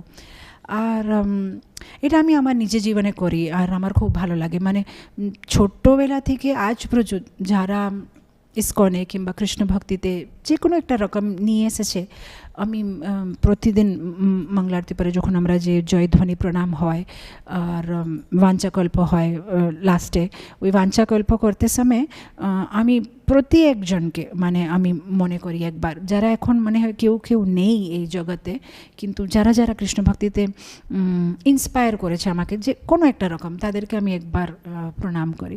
So that's a good etiquette. তো এনিওয়ে আমরা সো এরকম বিল্বমঙ্গল ঠাকুরের অবশ্যই অনেক স্টোরিজ আছে, কিন্তু আজকে আমরা এই চৌরাগে পুরুষাষ্টকমে যাব। তো উনি ব্রহ্মকুণ্ডে ছিলেন, আর ওনার একটা বই আছে বল্লভ সম্প্রদায়, ওরা রিলিজ করেছে। আমার কাছে বইটা আছে, কিন্তু এখন আমি পড়তে সুযোগ পাই না। মানে নিজের একটা অটোবায়োগ্রাফির মতন, ওখানে উনি নিজে লিখেছেন ওনার পুরো বংশজটা কী, মানে ওনার বাবা কে ছিলেন, ওনার এই পুরো কী বংশ থেকে ওরা আসছে, এটা অনেক কিছু ডিটেলস দেওয়া আছে। তো উনি 700 বছর 700 ইয়ার্স বৃন্দাবনে ব্রহ্মকুণ্ড কাছে থেকেছিলেন, আর সেখানে উনি ওনার ভজন কীর্তন করতেন। আর তারপরে গোপীনাথ বাজারে ওনার সমাধি আছে, যখন উনি দেহে রেখেছেন এখনও আমরা ওনার সমাধিটা দেখতে পারবো, বিল্বমঙ্গল ঠাকুরের সমাধিটা দেখতে পারবো। তো এনিওয়ে অনেক বিউটিফুল আছে। আমরা এখন চৌরাগে পুরুষাষ্টকম আরম্ভ করব, কেন এই স্টোরিজগুলোতে গেলে আবার কিভাবে একবার উনি একবার এরকমই হয়েছে যে উনি কৃষ্ণ বলছে যে প্রতিদিন তো আপনি আমাকে গান শোনাচ্ছেন, আজকে আমি আপনাকে বেনু শোনাবো। আর যখন ও বেনু শোনায় বিল্বমঙ্গল ঠাকুরকে, তখন উনি বুঝে যায় যে হ্যাঁ এ তো কৃষ্ণই আছে। কিন্তু ভাবছে গোপাল যে রাখাল ছেলে, কিন্তু দেখছে না এটা তো কৃষ্ণ, কিন্তু যেভাবে উনি বেনু বাজায়। তো সাধারণত ভগবানের বেনু শোনার সুযোগ শুধু গোপীরা, রাধারানী আর বৃন্দাবনবাসী, কিন্তু বিল্বমঙ্গল ঠাকুর একজন এরকম ছিলেন যাকে ভগবান নিজে বলেছে যে আমি তোমাকে আমার বেনু শোনাতে চাই, তুমি শোনো বসে। আর একবার এরকম হয়েছে যে বিল্বমঙ্গল ঠাকুর ভগবানের উপরে ক্রোধিত হয়ে গেছে। একবার আগে তো জানতো না ভগবান, ভাবছে যে একটা ছোট বাচ্চা যাকে আমি বলেছি যে লিখো, তো একদিন ভগবানকে বলছে যে কি ফটাফট করে লিখছো তো আমি যেগুলো বলছি। তো ভগবান ওর সাথে মজা করছে, বলছে যে আমি যে বইটাতে মানে আমি যেখানে লিখছিলাম সেটা হারিয়ে গেছি, জানি না কোথায় আছে। তখন মানে ও একটু ভগবানকে মানে এরকম করে মারছে যে কি কোথায়, তুমি এত কেয়ারলেস আছো, কি করে ফেলে দিলে, কোথায় ফেলে দিলে, ওখানে আমার কৃষ্ণের মানে সব গানগুলো ছিল। তো ভগবান তখন রেগে করে মানে বলছে আমি চলে যাচ্ছি। আর বিল্বমঙ্গল ঠাকুর ভগবানের পিছনে পিছনে যাচ্ছে। আর শেষে মানে দক্ষিণ ভারত প্রযুত উনি ওয়াক করে আসছেন ভগবানের পিছনে পিছনে। আর এখানে অনন্ত পদ্মনাভ স্বামী টেম্পল যেটা আছে ত্রিবেন্দ্রমে, সেখানে কিছুদিন বিল্বমঙ্গল ঠাকুর ছিল। এরকম বিভিন্ন অনেকগুলো স্টোরি আছে, উনি কোথায় কোথায় ভ্রমণ করেছেন, দ্বারকা গিয়েছিলেন, এখানে সেখানে, আর কোথায় কোথায় উনি কত সুন্দর সুন্দর। ইনফ্যাক্ট দ্বারকাতে একটা ইনসিডেন্ট আছে কীভাবে বিল্বমঙ্গল ঠাকুরের অন্ধে ছিলেন, কিন্তু প্রতিদিন দ্বারকাতে যখন ভগবানের দর্শনার্থী হবে, দর্শনটা ওপেন হবে, উনি সাথে সাথে মানে যদি আজকে লাল রঙের পোশাক পরেছে, ও তাহলে মানে লাল রঙের পোশাকের উপরে একটা কবিতা বলবে যে আজকে তুমি কত সুন্দর লাগছো, লাল রঙের পোশাক পরেছো, তুমি আজকে মাথাতে এরকম দিয়েছো। তো ওখানে যে পূজারি, তার ডাউট এসেছে যে এ সত্যি অন্ধ না অন্ধ না, কিন্তু এ কী করে দেখতে পাচ্ছে যে আজকে লাল কালার পোশাক পরেছে। তো ওর মানে ভাবছে যে আমি একবার ওকে টেস্ট করব, মানে হচ্ছে কেউ ওকে বলে দিচ্ছে না কি কানে করে, না কি করে জানছে ও যে আজকে লাল রঙের পোশাক পরেছে। তো একবার কী করেছে, ও ভগবানকে কিছু পোশাক পরাই না, ও এমনি মানে দর্শনার্থীতে খুলে দিয়েছে যে দেখি আজকে কি বলবে, মানে হচ্ছে কিছু গেসিং করে বলে দিচ্ছে যে আজকে লাল বলবো, পরশু দিন ইয়েলো বলবো, আর এমনি মানে কোইন্সিডেন্স এটা হয়ে যাচ্ছে। তো এবারে কিছুই পরায় নেই। তো যখন কিছুই পরায় না, তো তার উপরে বিল্বমঙ্গল ঠাকুর একটা গান করছে যে আজকে পুরো ব্রহ্মাণ্ডের নাথ নগ্ন হয়ে দাঁড়িয়ে আছে, কি ব্যাপার বলে একটা গান আবার আরম্ভ করছে। তখন পূজারী লজ্জা পেয়ে যাচ্ছে যে এর তো ভিতরের চোখ আছে, ও ভগবানকে দেখতে পারছে। তো তারপরে ও সাথে সাথে সমাজ আছে। এরকম বিভিন্ন জায়গায় সেখানে বিল্বমঙ্গল ঠাকুর যেখানে যেখানে গিয়েছিলেন অনেক সুন্দর সুন্দর গল্পগুলো আছে। তো এনিওয়ে এখন আমরা আরম্ভ করি, চৌরাগণ্য পুরুষাষ্টকম আরম্ভ করব। আমি একটা এই গান করব আর তারপরে আমরা তার ব্যাপারে চর্চা করব।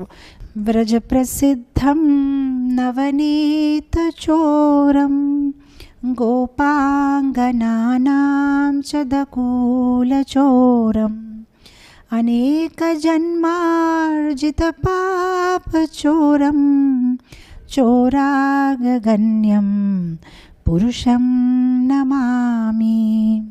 सो এখানে বলছে ব্রজ প্রসিদ্ধম নবনীত চোরম, বলছে ব্রজে তুমি প্রসিদ্ধ আছো, পুরো বৃন্দাবনে পুরো ব্রজমণ্ডলে তুমি প্রসিদ্ধ আছো। কিসের জন্য তুমি ফেমাস হয়ে গেছো? নবনীত চোরম, নবনীত চোরম নানি চোর, তুমি মাখন চুরি করছো, তোমাকে সবাই জানে পুরো ব্রজে যে তুমি একটা মাখন চোর। আর তারপরে লাইনে বলছে শুধু মাখনই না, তুমি অনেক কিছু চুরি করো। গোপাঙ্গনানাম, এই যে গোপীরা আছে, দুকুলা চোরম, তাদের কাপড়গুলো তুমি চুরি করে নিয়েছো। আমরা জানি কিভাবে যখন গোপীরা ছোট্ট ছিল ওরা কাত্যায়নী ব্রত করেছে, পুরো 1 মাস। আর কাত্যায়নী ব্রতে ওরা কী চাইছিল কাত্যায়নী দেবীর কাছে, যেন কৃষ্ণ আমাদের পতি হয়, কৃষ্ণের সাথে আমাদের যেন বিয়ে হয়। ভগবান ওদের সবার ইচ্ছা পূর্তি করতে জন্য শেষে দিনে যখন ওরা ভোরবেলা যমুনাতে ঠান্ডা ঠান্ডা জলে স্নান করছে, তখন ভগবান ওদের সব কাপড়গুলো চুরি করে গাছের উপরে বসে গেছে, একটা শাখার উপরে, বলছে আমি তোমাদের কাপড়টা দেবো না। তো সেটা বিল্বমঙ্গল ঠাকুর মনে মনে করে বলছে যে আরে তুমি শুধু নানি চোর না, আরে ছোটোবেলা তো নানি চোর করতে, একটু বড় হওয়ার পরে কাপড়গুলো চুরি করেছো গোপীদের। আর তারপরে বলছে अनेक जन्मार्जित पाप चोरम, अनेक जन्म থেকে জীব অনেক পাপ করে রয়েছে, অনেক পাপ করেছে, অনেক জন্মার্জিত পাপ চোরম, কিন্তু তুমি কি করছো ইমিডিয়েটলি ওদের পাপটাই চুরি করে নিচ্ছ। তো ব্রজে মাখন চুরি করেছো, গোপিকাদের কাপড় চুরি করেছো, আর ভক্তদের পাপ চুরি করেছো। যখনই কেউ ভক্ত হয়ে যাবে, যখনই কেউ ভগবানের নাম নেবে একবার, ভগবান ওর সব পাপ চুরি করে নেবে। আমরা দেখি অজামিলে বৃত্তান্তে একবার নারায়ণের নাম বলেছে, ভগবান ওকে ভগবত ধাম নিয়ে গেছে। একবার কেউ ভগবানকে মনে করলে, ওই ও আজামিলের সন্দর্ভে এই যে শ্লোক আসছে, সংকেত্যম পারিহাস্যম বা স্তোভম হেলনম এব বা বৈকুণ্ঠ নাম গ্রহণম অশেষ আঘাহরম বিধু। এ 6th ক্যান্টোতে আছে এই শ্লোকটা, বলছে সংকেত্যম, জাস্ট এমনি যদি কেউ ভুল করে, মানে কিংবা কাউকে কিছু বলতে বলতে ভগবানের নাম বেরিয়ে যাবে মুখে থেকে, তাও ভগবান বলবে হ্যাঁ আমার নাম নিয়েছে, আমার নাম নিয়েছে, আমার নাম নিয়েছে। যদি এমনি কারো কোনো রাস্তা রামনগর কিংবা সীতানগর জাস্ট এমনি কেউ বলে দেবে হ্যাঁ রামনগর এইভাবে যেতে হবে, তাও ভগবান বলবে না না রামনগরের কথা না, রাম বলেছে না, আমার নাম বলেছে, বাস কৃষ্ণনগর, কৃষ্ণপুর, আমাদের কৃষ্ণনগর নবদ্বীপ কাছে, বাস এটা ভগবানের নাম নিয়ে নিয়েছে। সংকেত্যম পারিহাস্যম, কেউ জাস্ট এমনি হাসে বলছে হ্যাঁ এই হরে কৃষ্ণরা সবসময় হরে কৃষ্ণ করতে থাকে, কিংবা মজাক উড়াচ্ছে, তাও ভগবান বলবে হ্যাঁ আমার নাম নিয়েছে। সংকেত্যম পারিহাস্যম বা স্তোভম হেলনম এ বচা। স্তোভম মানে যেরকম অনেক সময় কোনো প্রফেশনাল সিঙ্গার্স থাকে, ওদের বেশি ভক্তি কিছু না, কিন্তু এমনি যে মানে গান করে, কিছু একটা ভগবানের গান করলো, তাহলে ভগবান বলবে যে হ্যাঁ আমার নাম নিয়েছে। কিংবা হেলনম, কেউ মানে রেগে বলতেছে হ্যাঁ মানে ওকে হরে কৃষ্ণা, মানে তাও বললে, কিংবা ক্রোধে বলছে, তাও ভগবান বলবে হ্যাঁ আমার নাম নিয়েছে। তো বৈকুণ্ঠ নাম গ্রহণম, যে ভগবানের নাম নেবে তখন কি হবে, অশেষ পাপ, অঘা মানে পাপ, যে অঘাসুর আমরা বলি, যে মানে অঘাসুর মানে যে পাপের ভর্তি ছিল সে অঘাসুর, এরকম অঘা মানে পাপ। তো বলছে অশেষ অঘা হরম ভগবান নিয়ে নেবে, যতই আমরা পাপ করেছি নিয়ে নেবে ভগবান।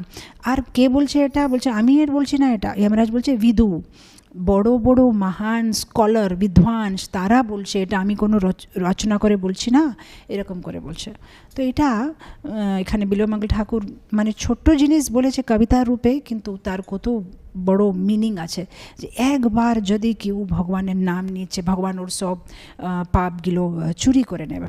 আর ভগবান এত দয়ালু, আমার একটা গল্প মনে পড়ছে, শ্রীনাথজি ভগবান, আপনারা যদি গেছেন কি না, উদয়পুরে আছে, আপনাকে জয়পুর থেকে 50 কিলোমিটার দূর মাধবেন্দ্র পুরীর যে বিগ্রহ, যে আগে গোবর্ধন উপরে ছিল, তারপরে এই যে মুসলিম রাজাদের থেকে বাঁচাতে জন্য এই জয়পুরের রাজা গেল, তাদেরকে মানে যে বিগ্রহকে নিয়ে গেছে, আর ও বিগ্রহ এখনও উদয়পুরে আছে।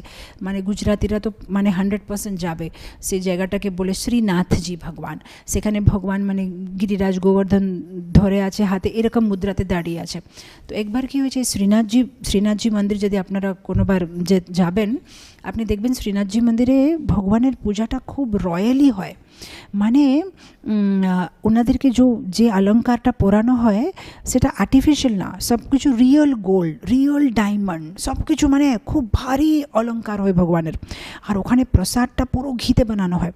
আর কীরকম ওখানে ঘিয়ের কুয়া আছে, এখন বাংলাতে কুয়া বলে কি না, যেরকম জলের কুয়া থাকে যেখান থেকে জল বার করা হয়, ওখানে ঘিয়ের কুয়া আছে।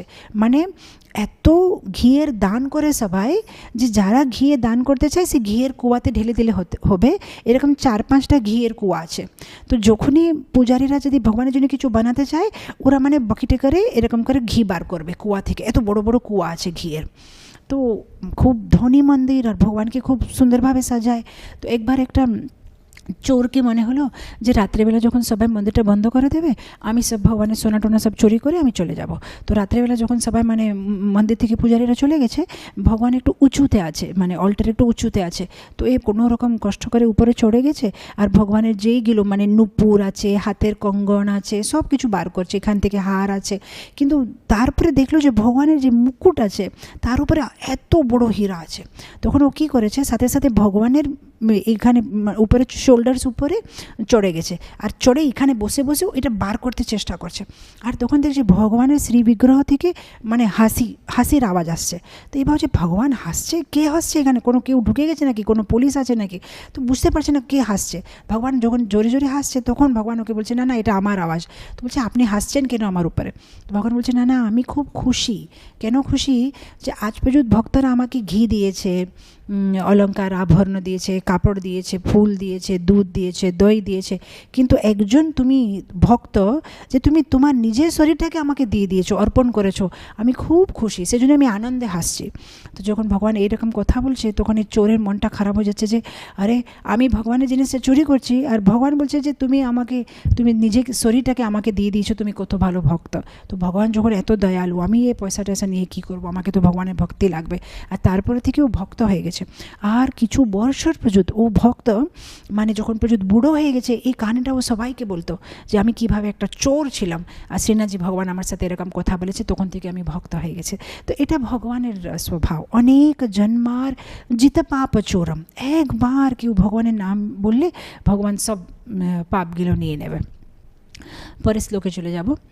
শ্রীরাধিকায়া হৃদয়স্য চোরম নবম বুধাশ্যামলকান্তিচোরম পাদাশ্রিতানাম চ সমস্তচোরম চোরাগ্রগণ্যম পুরুষম নমামি। বলছে শ্রী রাধিকায়া হৃদয়স্য চোরম। তো আগে কি করেছে চুরি, নানি মানে মাখন চুরি করেছে, কাপড় চুরি করেছে, এখন বলছে আরে তুমি এতটুকু না, তুমি রাধারানী হৃদয়টা চুরি করে নিয়েছো। শ্রী রাধিকায়া হৃদয়স্য চোরম নবম বুধা শ্যামল কান্তি চোরম। আরে মেঘগুলো বৃষ্টি পড়বে বলে মেঘের জল ভর্তি কালো কালো মেঘ, সে মেঘকে তুমি ছাড়ো না, মেঘের রঙ নিয়ে নিয়েছো, আর তোমার যে শরীরের রঙ সেটা তোমার নিজের অরিজিনাল রঙ না, তুমি মেঘের কাছে চুরি করে নিজের শরীরে রেখে দিয়েছো। তো নবম বুধা শ্যামল কান্তি, যে নিউলি ফর্ম ক্লাউডস, যেটা একটু মানে বৃষ্টির জলে ভর্তি, সে রঙটা তুমি নিয়ে নিয়েছো। আচ্ছা তাই না, তারপরে লাইনে বলছে পাদাশ্রিতানাম চ সমস্ত চোরম। ও যারা তোমার পাদপদ্মর শরণাগতি নিয়েছে তাদের সমস্ত চোরম, তুমি তাদেরকে ছাড়বে না, তাদের কিছু সমস্ত নিয়ে নেবে। কি নিয়ে নেবে সমস্ত?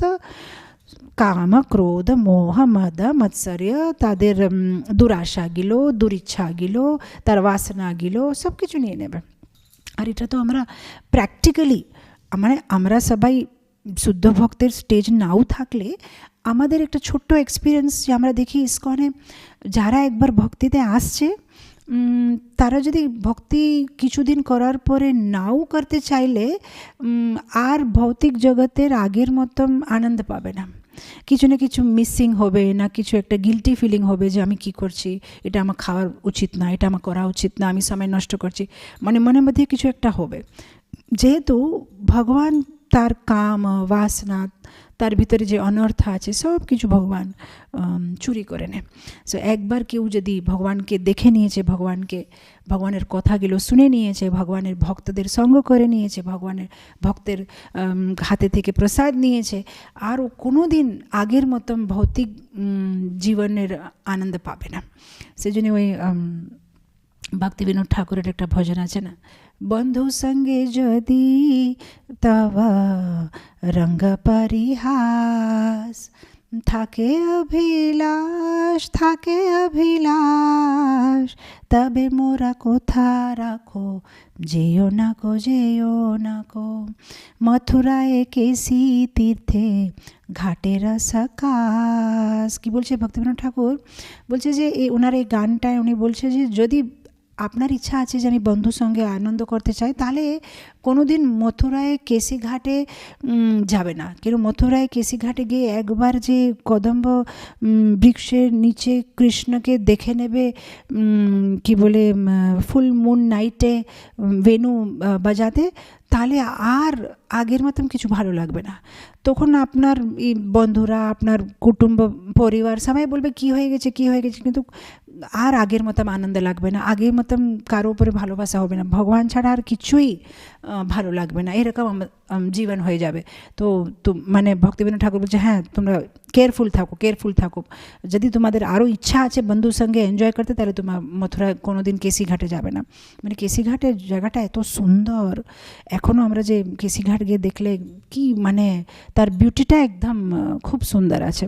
তো এনিওয়ে যাই হোক, তো এখানে বলছে যে পাদাশ্রিতম না হচ্ছে সমস্ত চোরম। একবার যদি কেউ, আমার একটা গল্প মনে হচ্ছে, কে বলছিল কিছুদিন আগে, একটা প্রভুপাদের ডিসাইপল একটা খুব সুন্দর গল্প বলছে যে একজন প্রভুপাদের সময় অনেক ভক্তরা জয়েন হয়েছে, কিন্তু তার থেকে বেশি ভক্তরা চলেই গেছে। মানে ভক্তিতে আসা ইজি আছে, কিন্তু থাকা খুব ডিফিকাল্ট আছে। মানে কেউ অ্যাট্রাক্ট হয়ে চলে আসবে, কিন্তু স্থায়ীভাবে থাকতে জন্য খুব যত্ন করতে হয়।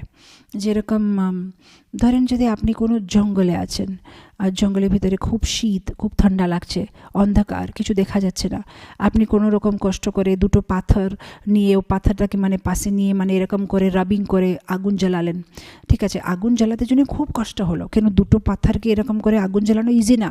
আগেকালে আর্লি ম্যানসগুলো ওরা করতো, এখন ওটা এত আমাদের শক্তি নেই, তাও ধরেন অনেক কষ্টে হয়ে গেছে। কিন্তু তারপরে একবার অগ্নি জ্বালাওয়ার পরে আপনি ঘুমাতে পারবেন না। এখন আপনাকে পুরো রাত কি করতে হবে, ওই গাছের থেকে কিছু পাতাগুলো, কিছু কাঠগুলো সব নিয়ে আসে আগে ঢালতে থাকলে পুরো রাতে আগুনটা জ্বলতে থাকবে, আর আমাদেরকে গরমি দেবে। কিন্তু কেউ যদি ভাবে যে আমি একবার যে আগুনটা জ্বলিয়ে দিলাম, এখন আমি ঘুমিয়ে যাব, তাহলে কি হবে, 10-15 মিনিট পরে আগুনটা শেষ হয়ে যাবে। এরকম ভক্তিতে ফার্স্ট অফ অল আসাই কষ্ট। ব্রহ্মাণ্ডে ভ্রমিতে কোনো ভাগ্যবান জীব গুরু কৃষ্ণ কৃপাতে পায় ভক্তিলতা বীজ, আসাই কষ্ট আছে, কিন্তু আশা থেকে বেশি কষ্ট আছে থাকা। একবার এসে তো যাব, কিন্তু তারপরে আমাদের খুব অ্যালার্ট থাকতে হবে। এই যে আমি এখন ভক্তিতে এসে গেলাম, আর কোনো চিন্তা নেই, এখন ঘুমিয়ে যাব, সেরকম হবে না। প্রতিদিন অনেক কষ্ট করতে হবে ভক্তিকে বাঁচিয়ে রাখতে জন্যে। ভক্তি একটা কি বলে মানে খুব ডেলিকেট জিনিস আছে, যেরকম একটা দীপক, যে দীপককে বাঁচাতে জন্যে হাওয়া থেকে বাঁচাতে হবে, পোকামাছি আর খুব বাঁচিয়ে রাখতে হবে, তখন ওই দীপটা জ্বলবে। এরকম ভক্তিটাকে বাঁচিয়ে রাখতে হবে, নাহলে অনেক কিছু অনর্থ আছে। যদি কোনো ভুল করে এরকম একটা ভৌতিক লোকের সাথে সঙ্গ করলে পুরো ভক্তিটা ওরা নাশ করে দেয়। সো খুব সাবধানভাবে, অনেক সময় বৈষ্ণব অপরাধ ভক্তিটা নাশ করে দেয়। অনেক সময় আমাদের নিজে কাঁচা সাধনা, মানে যদি ভালোভাবে সাধনা করছি না, তাহলে সেটা ভক্তিকে নাশ করে দেবে। তো কত যত্ন করে ভক্তিলতাকে কিংবা ভক্তি দীপককে আমাদেরকে বাঁচিয়ে রাখতে হবে। তো প্রভুপাদের সময় অনেক সময় আমি প্রভুপাদের বায়োগ্রাফিতে পড়েছি যে ভক্তরা গিয়ে প্রভুপাদকে বলতো, প্রভুপাদ আপনি জানেন এই ভক্তটা চলে গেছে, প্রভুপাদ আপনি জানেন এই ভক্তটা মন্দির ছেড়ে চলে গেছে। তখন প্রভুপাদ বলেছে যে কে গেছে তার ব্যাপারে তুমি চিন্তা করবে না, কে আছে সেই তার ব্যাপারে বলো, দে আর ফরচুনেট পিপল, ওরা আছে। সো একবার একটা ভক্ত মন্দিরে, মনে হচ্ছে মন্দিরের অধ্যক্ষের সাথে কিংবা কোনো ভক্তের সাথে কিছু ঝগড়া হয়ে গেছে না কিছু হয়ে গেছে, মন খারাপ হয়ে গেছে। তো অনেক দিন ছিল, 10-15 বছর ভক্তি করেছে, পূজারি সেবা করেছে, ভগবানের ড্রেসিং করা সব কিছু করেছে, কিন্তু তারপরে মন খারাপ হয়ে গেছে, কার সাথে ঝগড়া হয়েছে, ছেড়ে দিয়েছে মন্দির ছেড়ে দিয়েছে, ধুতি কুর্তা ছেড়ে দিয়েছে, কণ্ঠি ছেড়ে সব কিছু ছেড়ে দিয়েছে, বাইরে চাকরি করতে আরম্ভ করে দিয়েছে। এখন কিছুদিন বাইরে চাকরি করছে। তো যেখানে ও চাকরি করছিল সেখানে যে মানে ওদের যে অফিসের লোকেরা অনেক দিন পরে একবার বলছে যে আমরা ভাবছি আজকে ইসকন মন্দির যাব। ওরা জানে না যে এই আগে ইসকনে ছিল। তো ওকে বলছে তুমি আসবে, আমরা সবাই মিলে ইসকন মন্দির যাব। তো এ বলছে না, আমি আসতে চাই না। ও বলেনি ওদেরকে যে আমি আগে ইসকনে ছিলাম, বলছে না আমি যেতে চাই না। তো তারপরে এরা অনেক জোর করছে যে কেন, আমরা সবাই যাব, আমরা শুনেছি ওখানে খুব ভালো মানে ওখানে খুব খাবার ভালো থাকে, তো আমরা সবাই মিলে যাবো। বলছে না আমি যেতে চাই না। তখন বলছে ঠিক আছে, তোমার যদি ইচ্ছা নেই ভিতরে যাওয়া, তুমি বাইরে দাঁড়াবে, আমরা জাস্ট একটু দর্শন করে চলে আসবো, তারপর আমরা সবাই ওই সানডে ফিস্ট খাবো। তো এরা জোর করেছে বলে ও বলছে ঠিক আছে যাবো, যেতে হবে, নাহলে ফ্রেন্ডস ভাববে যে এরকম কেন বিহেভ করছে, অড ভাবে।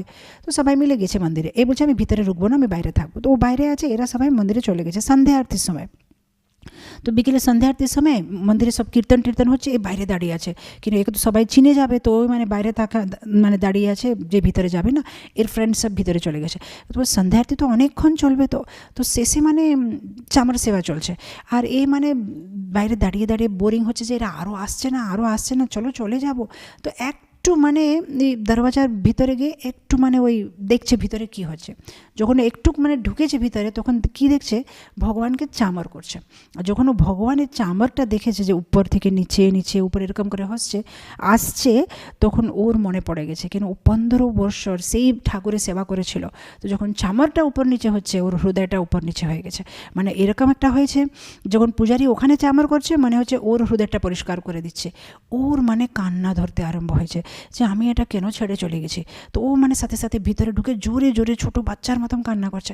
আর ওর যে বন্ধুরা ভাবছে যে এর কি হলো, আগে তো বললো যে আসবো না ভিতরে, এখন কাঁদছে কেন। তারপরে ওখানে যে পূজারী আর ভক্তরা তখন এসে বলছে ও এ তো আমাদের ভক্ত। তারপরে ওরা বলছে আরে এ তো 15 বছর এখানে সেবা করেছে, যে ঝগড়া হয়েছে বলে চলে গেছে। তারপরে যেভাবে ভক্তটা কেঁদেছে, বলছে আমি আর মন্দিরটা ছেড়ে যাব না, আমি এখানেই থাকবো, এটাই আমার বাড়ি, এটাই আমার জায়গা। এই যে মনটা খারাপ হয়ে গেছে বলে আমি চলে গেছি, কিন্তু আমি ঠাকুরের সেবা ছাড়া থাকতে পারবো না। তারপর আবার মন্দিরে জড়িত হয়ে গেছে। তো একবার মানে বলার উদ্দেশ্য হচ্ছে যে একবার যদি কেউ এই ভক্তি রস পান করেছে, একবার কেউ যদি ভগবানের প্রসাদ, ভগবানের বইগুলো শুনেছে, ভক্তদের সঙ্গ করেছে, কোনোদিন ছাড়তে পারবে না। মাঝে মধ্যে এরকম হয় আপ অ্যান্ড ডাউন, কিন্তু কিছু বছর গ্যাপ হলেও পাক্কা ফিরে আসবে। আর আমি নিজে দেখেছি, এই কিছুদিন আগেই আমার স্কুলে এসেছে একজন 20 বছর আগে আমরা যখন বিশাখাপট্টনামে নূতন সেন্টার খুলেছিলাম, তখন আসতো ও ভক্তটা সন্ধ্যে আরতি। তারপরে যে কোথায় গুল হয়ে গেছে আমি জানি না। এই কিছুদিন আগে স্কুলে এসেছে ওর মেয়েকে নিয়ে, আর ওকে দেখে মানে আমার এত খুশি হলো যে আমি অনেক সময় ভাবি যে আরে একে প্রচার করলাম, তারপরে কিছু হলো না, জানি না কি হবে। কিন্তু এই যে ইনসিডেন্ট হলো কিছুদিন পরে, আমি ওকে দেখলাম, আর এমনি আসেনি, পুরো তিলক লাগিয়ে কণ্ঠি পরে এসেছে। আর আমি ওকে, আর মেয়েটা একদম বড় 15 ইয়ার্সের মেয়েটা। আর তারপরে বলছে না মাতাজি আমি কিছুদিন মানে হায়দ্রাবাদ এখানে সেখানে ট্রান্সফার হয়ে গেছি, কিন্তু আমি ভক্তি ছাড়ি না, আর এখন আমি সব ফলো করছি। তখন আমার এত খুশি হয়েছে যে তখন আমি মনের মধ্যে ভাবলাম যে হ্যাঁ মানে এটা একটা তো বইয়ে পড়া, একটা তো প্র্যাকটিক্যালি এক্সপিরিয়েন্স করা। তো আমি এটাই ভাবলাম যে হ্যাঁ এটা প্র্যাকটিক্যালি আমি দেখছি যে একবার যদি কেউ একমালাও করেছে, আমরা হতে পারে ভুলে যাই প্রচার করে ওদেরকে, কিন্তু কৃষ্ণ কাউকে ভুলে নেই। একের নাম একবার যে কেউ হরে কৃষ্ণ বলে ফেলেছে, বাস তার হয়ে গেছে। ভগবানের বইয়ে তার নাম ভগবান লিখে নিয়েছে, বাস। ও এখন নাও আসতে পারবে 10 বছর, 15 বছর, 20 বছর, এই জন্মে নাও আসতে পারে, নেক্সট জন্মে, কিন্তু পাক্কা আসবে, ও ফেরত আসবে। ভগবান ওকে কোনো রকম টেনে নিয়ে আসবে, কিছু না কিছু অজুহাত দিয়ে ওকে কোনো রকম আবার মন্দিরে নিয়ে আসবে। তো এরকম পাদাশ্রিতানাম চ সমস্ত চোরম, সব কিছু ভগবান চুরি করে নেয়, ওদের কাম, ক্রোধ, বাসনা, মোহ সব কিছু ভগবান চুরি করে নেয়। পরের লাইনে চলে যাব। অকিঞ্চনে কৃত্য পাদাশ্রিতম ইয়া করোতি ভিক্ষুম পতিগেহহীনম কেনাপি অহো ভীষণ চোরয়িত্রে দৃষ্টা শ্রুতো বা ন জগত্রয়াপি। আচ্ছা, আগের লাইনে কি বললো? প্রথম লাইনে মাখন চোর, কাপড় চোর, অনেক জন্মে পাপ চোর। তারপর বলছে রাধিকার হৃদয় চোর, শ্যামল কান্তি এই যে মেঘের রঙের চোর, আর যারা পাদাশ্রিতম, যারা শরণাগতি নিয়েছে তাদের সব কিছু চোরি। আর এখন বলছে তাদের কাম ক্রোধ মোহ মদ সেটা তো ঠিক আছে, চুরি করে নিল, কিন্তু সত্যি ওদেরকে ভিক্ষুক বানিয়ে ফেলবে ভগবান। অকিঞ্চন করোতি ভিক্ষুম পথিগেহ হীনম, এইরকম ভগবান ওদের জীবনটা করে দেবে, ভিক্ষুকের মতন হয়ে যাবে, মানে সব কিছু ওদের কাছে থেকে নিয়ে নেবে, ভৌতিক জিনিসগুলো নিয়ে নেবে। এখন এই কথাটা একটু শুনলে সবার ভয় লাগে। আমি যখন প্রথমবার ক্লাস 7-এ ছিলাম, হায়দ্রাবাদ ইস্কন মন্দিরে ভাগবতম ক্লাস, আমার এখন মনে পড়ছে না, অনেক ছোট ছিলাম, কোন মহারাজটা ছিল নাম মনে পড়ছে না, কিন্তু আমার মনে আছে যে উনি তখন কৃষ্ণা স্পেশাল মার্সির ব্যাপারে কথা বলছিলেন। তো উনি মানে যে ভাগবতমের 10th ক্যান্টোর যে ওয়ার্স আছে যে ভগবান সব কিছু নিয়ে নেয়, যাকে ভগবান খুব বেশি ভালোবাসে তার থেকে ভগবান সব কিছু নিয়ে নেয়, আর এটা ব্যাপারে উনি বিস্তার করে বলছিলেন। আর আমি তখন ছোটো বাচ্চা, তো আমার মানে ভয় লেগে গেছে। তো ক্লাসে শেষে আমি হাত উঁচু করলাম, তো বলছে হ্যাঁ বলো। তো আমি বললাম যে আপনি বললেন কৃষ্ণা স্পেশাল মার্সি, আমার লাগবে না কৃষ্ণা স্পেশাল মার্সি, আমি চাই না যেন কৃষ্ণ আমার থেকে সব কিছু নিয়ে নেবে, আমার মা বাবা সব কিছু যেন কৃষ্ণ আমার, তো আমি কি কৃষ্ণ ভক্তি করলে কৃষ্ণ যদি আমাকে ভালোবাসবে তাহলে কৃষ্ণ আমার সব কিছু নিয়ে নেবে, তাহলে আমার লাগবে না এই ভালোবাসাটা। তখন মহারাজ জিজ্ঞেস করেছে তুমি কোন ক্লাসে পড়ছো? আমি বললাম 7th ক্লাস। ও তুমি পরীক্ষা দিতে গেলে তোমাকে কোন কোশ্চেন পেপার দেয়, 10th ক্লাস না 7th ক্লাস? আমি বললাম 7th ক্লাসটা দেবে, 10th ক্লাসটা কেন দেবে? তখন ও মহারাজ বলেছে আচ্ছা তুমি যখন 7th ক্লাসে পড়ো তাহলে পরীক্ষা পেপারটা 7th ক্লাসে দেবে, 10th ক্লাসে দেবে না, এরকম তোমার যতটুকু ভক্তি আছে ভগবান অতটুকুই মার্সি দেবে, তোমার বেশি চিন্তা করার দরকার নেই যে তোমাকে ভগবান স্পেশাল মার্সি দিয়ে সব কিছু নিয়ে নেবে না। যখন যাকে যেটা দিতে হবে, যে কতটুকু নিতে পারবে তার হিসাবে ভগবান দেবে। যদি ভৌতিক জগতের টিচাররা এত স্মার্ট আছে যে 7th ক্লাসে বাচ্চাকে 7th ক্লাসে পেপার দেবে, 10th ক্লাসে পেপার দেবে না, তাহলে ভগবান তো আরও স্মার্ট আছে, ও কেন এরকম একটা পরীক্ষা দেবে তোমাকে যেটা তুমি পাসই করতে পারবে না? ভগবান তোমাকে এরকম একটা পরীক্ষা দেবে যেটা তুমি পারবে। তো তুমি এখন অনেক ছোট আছো, তুমি বেশি চিন্তা করবে না, তুমি ভক্তি করো, ধীরে ধীরে ভক্তিতে আগে যাও। তখন আমার শান্তি হয়েছে যে হ্যাঁ এটা তো ঠিক, নাহলে আমার তো টেনশন হচ্ছিলো যে ভগবানের স্পেশাল মার্সিটা আমার লাগবে না। তো মানে উনি খুব তখন হাসি করে বলছিলেন ক্লাসে যে যদি আপনার পত্নী আপনার কথা শুনছে না, যদি আপনার ছেলেরা আপনার কথা শুনছে না, যদি আপনার বিজনেসের লস হয়ে যাচ্ছে, যদি আপনার জীবনে কিছুই অনুকূল না, তাহলে বুঝে যান ভগবানের এটা স্পেশাল মার্সি, ভগবান আপনাকে খুব ভালোবাসছে, যেহেতু এটা হচ্ছে ভগবানের স্পেশাল মার্সি। ভগবান যাকে খুব বেশি ভালোবাসে তার থেকে ভগবান সব কিছু নিয়ে নেয়, সব কিছু নিয়ে নিলে তাহলে ওর কাছে ভগবান ছাড়া কিছুই থাকবে না। তো এটা হচ্ছে ভগবানের স্পেশাল মার্সি। এরকম করে উনি হাসি করে বলছিলেন যে আপনাদের কারো কাছে যদি এরকম প্রবলেম আছে হাত উঠান, তার মানে ভগবানের স্পেশাল মার্সি আপনার উপরে আছে। তো এখানে কিন্তু এটা বিল্বমঙ্গল ঠাকুর বলছে এখানে অকিঞ্চন অকৃত্যে পাদাশ্রিতম, যারা ভগবানের পাদ আশ্রয় নেবে ভগবান নিশ্চয় সব কিছু নিয়ে নেবে। কিন্তু অ্যাজ ডিভোটিস আমাদের ভয় করা দরকার নেই, ভগবান এতটুকুই করবে যেতটুকু আমাদের জন্য অনুকূল আছে। আমি এটার একটা প্রুফ দেব, একটা ছোট একটা কি বলে এটা ব্রজে যারা থাকে, কিংবা কিছু কিছু গল্প আছে যেটা ভাগবতে আছে, কিছু কিছু গল্প আছে যেটা মহাভারতে আছে, কিছু গল্প আছে পুরাণে আছে, আর কিছু কিছু গল্প এরকম থাকে যে স্থল পুরাণ বলে, যে যারা ওখানে স্থানিক লোকেরা তারা মানে কিছু একটা খুব সুন্দর গল্পগুলো বলে। তো আমি একটা গল্প শুনেছিলাম যে কীভাবে একবার কৃষ্ণ আর অর্জুন একবার মানে জঙ্গলে করে যাচ্ছে, তো জঙ্গলে করে মানে খুব রাত হয়ে গেছে, তো ভাবছে যে আজকে রাত্রে এখানেই মানে কোথাও বিশ্রাম করে পরের দিনে আমরা যাব। তো জঙ্গলের ভিতরে দূরে থেকে দেখছে একটা ছোট্ট ছিল, মানে কি বলে বাংলাতে হাট ছিল, মানে পর্ণশালার মতন একটা হাট ছিল। তো হাটের ভিতরে ওরা মানে দরওয়াজাটা করেছে, দেখছে একটা বুড়ি আছে। তো বুড়ি মানে এদের দুজনকে দেখে খুব খুশি, বলছে না আপনারা থাকেন আমার বাড়িতে, কোনো অসুবিধা নেই, আমার কাছে একটা গাই আছে, আমি আপনাকে ভালো দুধ খাওয়াবো। তো ওদেরকে মানে ভালোভাবে দুধ খাইয়েছে, প্রসাদ খাইয়েছে, আর ভালোভাবে ভগবান ওখানে বিশ্রাম করেছে।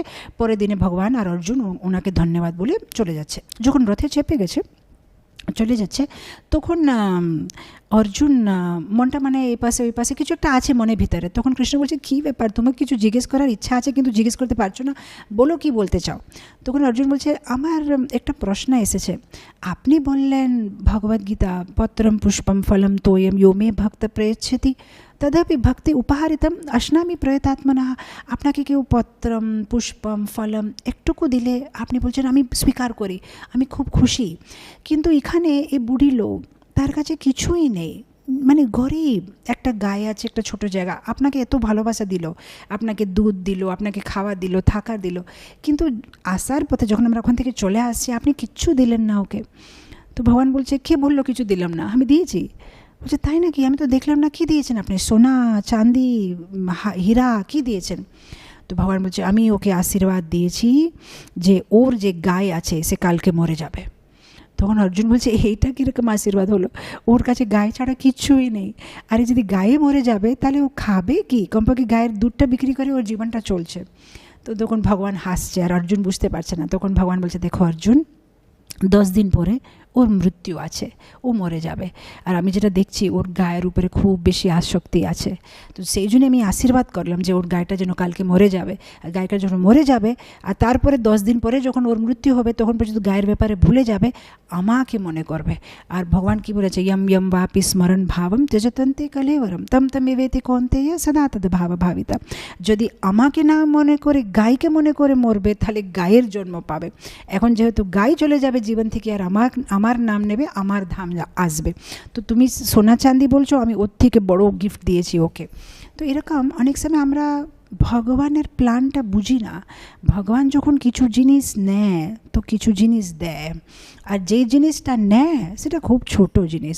মানে এটা তো এরকম হলো যে ছোট বাচ্চা না, অনেক সময় হাতে ধরো চাকু দাঁড়িয়ে আছে, সাথে সাথে যদি আপনি ছোটো বাচ্চাকে বলবেন এই চাকুটা দাও, দেবো না দেবো না দেবো না এরকম খেলা করবে। তো একটা চকলেট দেখালে চাকুটা ছেড়ে দেবে। তো এরকম ভগবান, আমরা এই ভৌতিক জিনিসগুলো হাতে ধরে আছি, দেবো না দেবো না দেবো না, এটা আমার, আমি নেব। আর ভগবান তার মানে কোনো রকম মানে আমাদেরকে ওটা ছাড়িয়ে দিচ্ছে যে এটা তোমার কাজের জিনিস না, আমি তোমাকে কাজের জিনিস দিচ্ছি, ভক্তি দিচ্ছি। তো এরকম ইনফ্যাক্ট আমার মনে হচ্ছে শিলা প্রভুপাদের জীবনে এরকম একটা ঘটনা ঘটেছে। শিলা প্রভুপাদের একটা শিষ্য ছিল হিমাবতী মাতাজি, আর ওনার একটা ক্যাটকে কি বলে, বিড়াল বলে, বিড়াল ক্যাট ওনার বাড়িতে একটা ক্যাট ছিল, বিড়াল। তো বিড়ালের উপরে খুব আসক্তি ছিল। তো প্রভুপাদ ওনাকে একবার বলেছে যে দেখো বিড়ালের উপরে আসক্তি ভালো না, কিন্তু উনি ছাড়তে পারছিলেন না। তো একবার প্রভুপাদ ওনার বাড়িতে গেছেন। তো ওনার বাড়িতে মানে ভজন কীর্তনের প্রোগ্রাম হয়েছে, আর প্রভুপাদ বসেছিল, আর ও বিড়ালটা প্রভুপাদের কাছে এসে প্রভুপাদের পায়ের কাছে বসেছে, প্রভুপাদ পায়ে করে বিড়ালটাকে ছুঁয়েছে, বাস। আর তারপরের দিনে বিড়ালটা মরে গেছে। তো হিমাবতী মাতাজি বলছিল যে এটা না যে প্রভুপাদ ওকে মানে ধাক্কা মেরেছে, কিছুই করে না, জাস্ট প্রভুপাদ মানে টাচ করেছে আর এই বিড়ালটা মানে দেহ ত্যাগ রেখেছে। তখন হিমাবতী মাতাজি বলছে যে এত ভালো হয়েছে, আপনি আপ যে বিড়ালটা মরে গেছে, আমার যে বিড়ালের উপরে আসক্তি ছিল সে চলে গেছে, আর আমি ভগবানের উপরে কনসেন্ট্রেট করতে পারলাম। তো অনেক সময় ভগবান, গুরুয়ার, ওরা মানে যেটা করে তখন মনে হয় আমরা বুঝতে পারি না বলে দুঃখ হতে পারে, মনটা খারাপ হতে পারে, কিন্তু একটু যদি সহ্য শক্তি রাখলে, কিরকম অনেক সময় ভৌতিক জীবনে যদি কিছু উপর নিচে হয়, আমরা অনেক সময় ঠাকুরের উপরে রেগে যাই, কেন এরকম করছে ঠাকুর, কেন দেখছে না আমাকে। কিন্তু কিছু বছর পরে বোঝা যায় যে তখন যেটা হয়েছিল সেটা ভালো জন্যই হয়েছে, এখন ওটা না হলে অসুবিধা হতো। এনিওয়ে আরেকটা গল্প মনে আসছে, এনিওয়ে ওটা বলে শেষ করবো।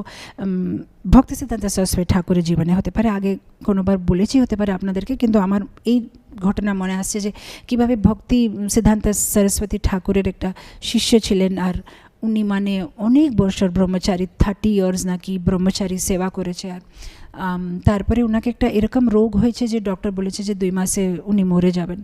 তো উনি মানে ভক্তি সিদ্ধান্ত সরস্বতী ঠাকুর কাছে গিয়ে বলেছে যে 30 বছর আমি বাড়ি যাই না, তো আমার এখন তো আমি মরে যাব 2 মাসে, তো একবার মাকে দেখে চলে আসবো। তো ভক্তি সিদ্ধান্ত সরস্বতী ঠাকুর বলেছে আমি তোমাকে পারমিশন দেবো না। তখন মানে মন্দিরের ভিতরে সব ব্রহ্মচারীরা ভাবছে যে গুরুদেব কত কঠোর আছে, এখনই মরেই যাবে যে 2 মাসে একবার মাকে দেখে চলে আসলে কি হতো, কিন্তু বলছে না আমি যেতে দেবো না পারমিশন। আর তার 2 মাস বলেছে ডক্টর যে বেঁচে থাকবে। তো তারপরে যখন মানে 1 মাস শেষ হয়ে গেছে, আর একটা মাস আছে, আর কিছু দিনই আছে, তখন হঠাৎ করে ভক্তি সিদ্ধান্ত সরস্বতী ঠাকুর বলছে যে তুমি যাও তোমার মাকে দেখে আসো। তখন এই বলছে না আমি যাবো না, কিন্তু এখন তো আমার কাছে কিছুই দিন আছে, আর আমি যদি এখন কলকাতা যাবো আমার মাকে দেখতে, তাহলে আমি ওখানে দেহ রাখবো, আর আমি কলকাতাতে দেহ রাখতে চাই না, আমি নবদ্বীপ ধামে, আমি মায়াপুর ধামে দেহ রাখতে চাই, তো আমি যেতে চাই না গুরুদেব।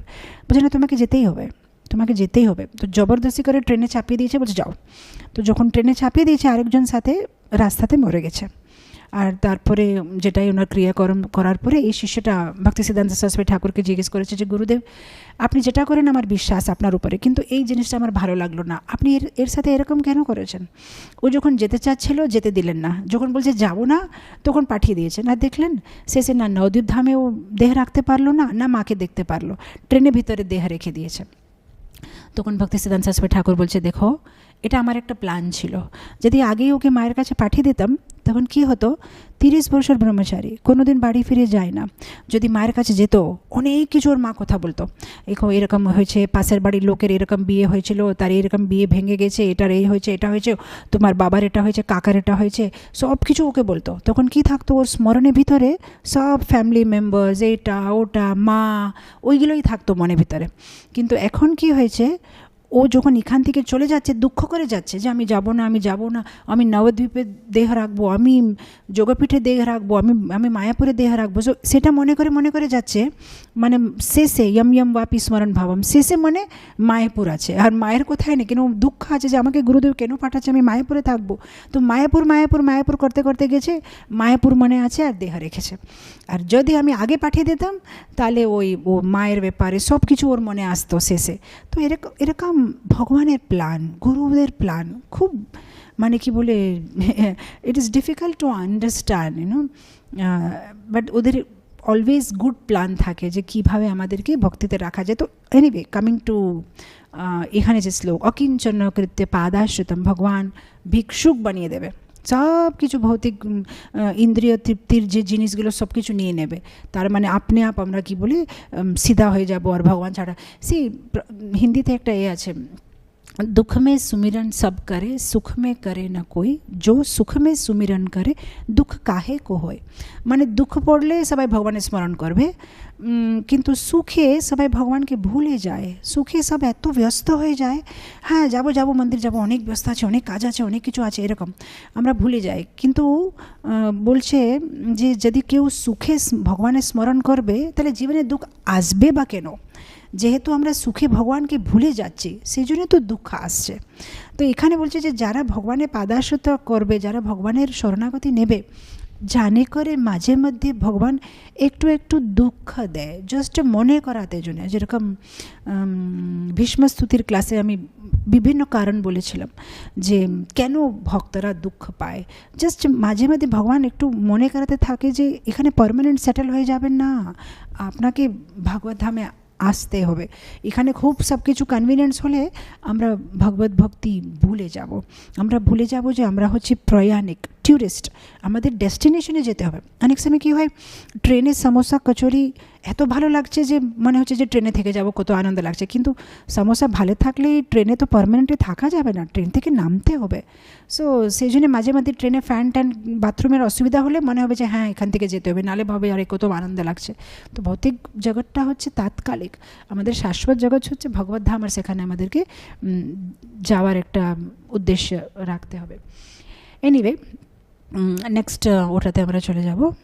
यदि ये नामापि हरति अशेषं गिरिप्रसारन्नपि पापराशिन् आश्चर्यरूपो ननु चोरयिद्रे दृष्टा श्रुतो वा न मया कदापि। তো এখন বলছে यदि नामापि हरति अशेषं গিরিপ্রসারণ আপি পাপরাসেন, যদি আপনি এরকম পাপ করেছে, একটা গিরি, একটা পর্বতের মতন আপনার পাপ আছে, একটা দুটো না, অনেক জন্ম থেকে আপনি এরকম পাপ করেছে, একটা পাহাড়ের মতন হয়ে গেছে, তাও কি হবে, একবার যদি কেউ ভগবানের নাম নেবে, ওই পাহাড় ভর্তি যে পাপ করা হয়েছে আমাদের, সে সব কিছু নাশ হয়ে যাবে।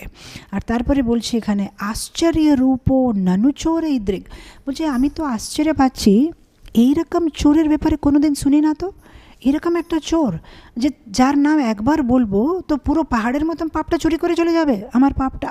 বলছে লাস্ট লাইনে দৃষ্টা শ্রুতোবা না মায়া কদাপি, দৃষ্টা মানে আমি দেখি না তো এরকম চোর, শ্রুতোবা শুনি না তো এরকম, না দেখেছি কোনো দিন না শুনেছি কোনো দিন যে এরকম একটা চোর আছে যার নাম বললেই সব পাপ চুরি করে চলে যাবে, আমি আশ্চর্য হয়ে যাচ্ছি, এরকম বলছে।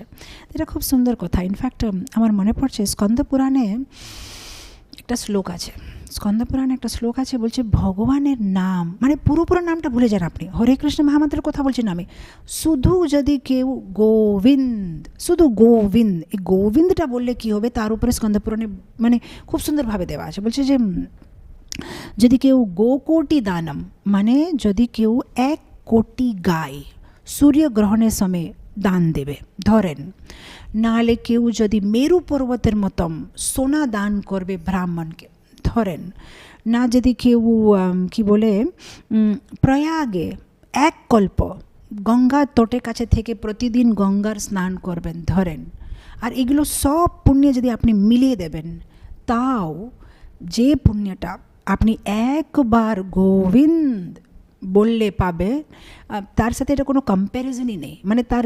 0.00000% এই ফলটা কম্পেয়ার করা যাবে না, মানে এত ফল আছে শুধু একবার গোবিন্দ গোবিন্দ বাস এতটুকু বললে হচ্ছে।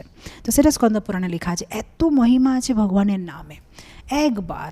তো সেই জন্যে হরে কৃষ্ণ মহামন্ত্র তো আমরা সেই জন্যে আমি অনেকবার একটা সবাইকে প্র্যাকটিক্যাল টিপস দিই আমার রুমে, মানে এখনও আমি এখানে আছি, ক্লাস রেকর্ডিং হচ্ছে, কিন্তু আমার রুমে কন্টিনিউসলি প্রভুপাদের যে হরে কৃষ্ণ টেপ থাকে না, 450 রুপিসে বক্স আছে, 24 আওয়ার্স চলে, 24 আওয়ার্স। আমরা 1 মিনিটের জন্য ওটা বন্ধ করি না, যেহেতু আমরা 1 মিনিটের জন্য ওটা বন্ধ করি না, ওটা খারাপ হয়ে যায়, মানে 1 মাস থাকে, 1-2 মাস, তারপর খারাপ হয়ে যায়, খারাপ হয়ে গেলে ফেলে দিই। আর একটা বক্স আমাদের মানে পুরো আমার কাছে একটা 20 বক্সের ডাব্বা আছে টেবিলে নিচ্ছে, এটা আমরা কন্টিনিউস, কেন 450 টাকা খারাপ হয়ে গেলে খারাপ হয়ে যাবে, কিন্তু কন্টিনিউস নাম চলতেই থাকবে।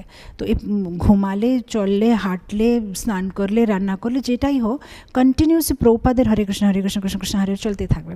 তো কেন প্র্যাকটিক্যালি বলছি, যেহেতু আমরা সবাই নিজের জীবনে অনেক অনেক ব্যস্ত থাকি, আমরা তো গোস্বামীদের মতন না যে প্রতি সেকেন্ড ভগবানকে মনে করতে পারবো, এত লেভেলে আমরা না, সেজন্য আমাদেরকে যত্ন করতে হবে।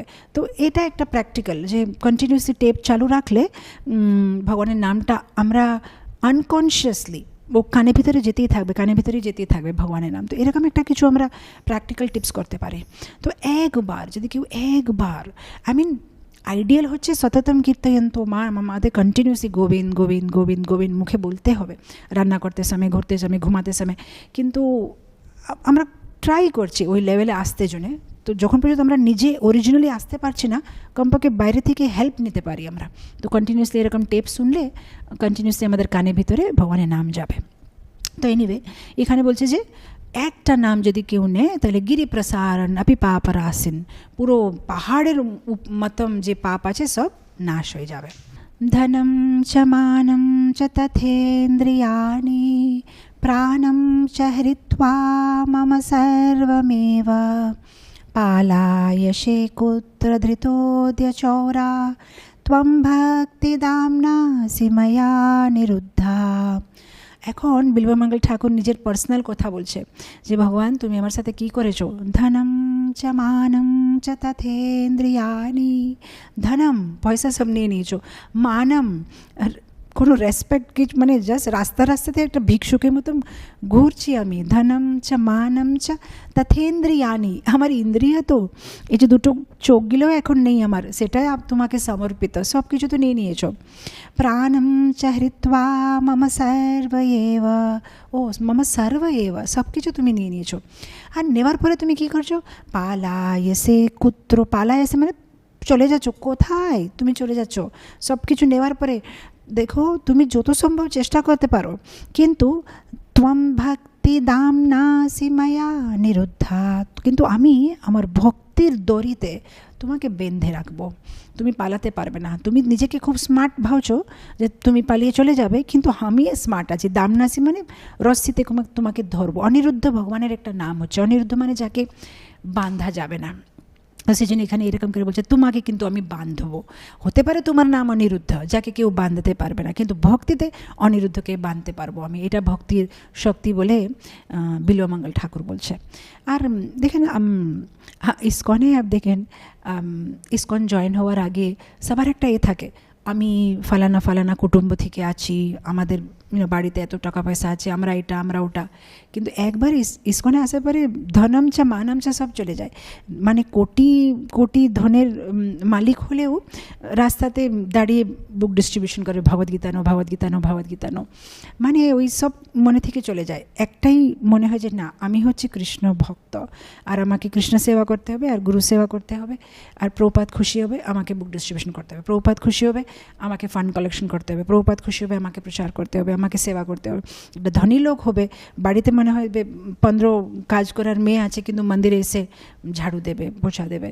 মানে এটা মানে কি বলে, ভক্তকে ভগবান কিরকম বানিয়ে দেয়, মানে ভগবানের জন্য মানে ও নিজের রিয়েল পজিশন কী আছে সেটা স্পষ্টভাবে দেখতে পারে ভক্ত মানে দেখতে পারে যে I am part and parcel of Krishna. ভক্ত দেখতে পারবে যে I am eternal servant of Krishna. এই যে আমি এই জন্মে যে আমার ধন আর জ্ঞান আর সৌন্দর্য এই সব কিছু তাৎকালিক আছে, কিন্তু শাশ্বতভাবে আমি হচ্ছে ভগবানের সার্ভেন্ট, আর আমার সেবা হচ্ছে ভগবানের সেবা দেওয়া, ভগবানের কাজ করা। পরের শ্লোকে চলে যাব। চিনৎসি ঘোরম यमपासबन्धं भिनत्सि भीमं भवपासबन्धं चिनत्सि सर्वस्य समस्तबन्धं नैवात्मनो भक्तकृतं तु बन्धाम। বলছে ভগবান আপনি তো খুব এক্সপার্ট আছেন। কিসে এক্সপার্ট আছেন? যমপাস বন্ধন। যখন একটা জীব মরে যায় তখন কি হয়, মহিষের উপরে যমরাজ বসে সে জীবকে দড়ি দিয়ে বেঁধে ওকে মানে এরকম করে টেনে টেনে টেনে টেনে নিয়ে যায়, আর তখন জীবটা খুব সাফারিং হয়।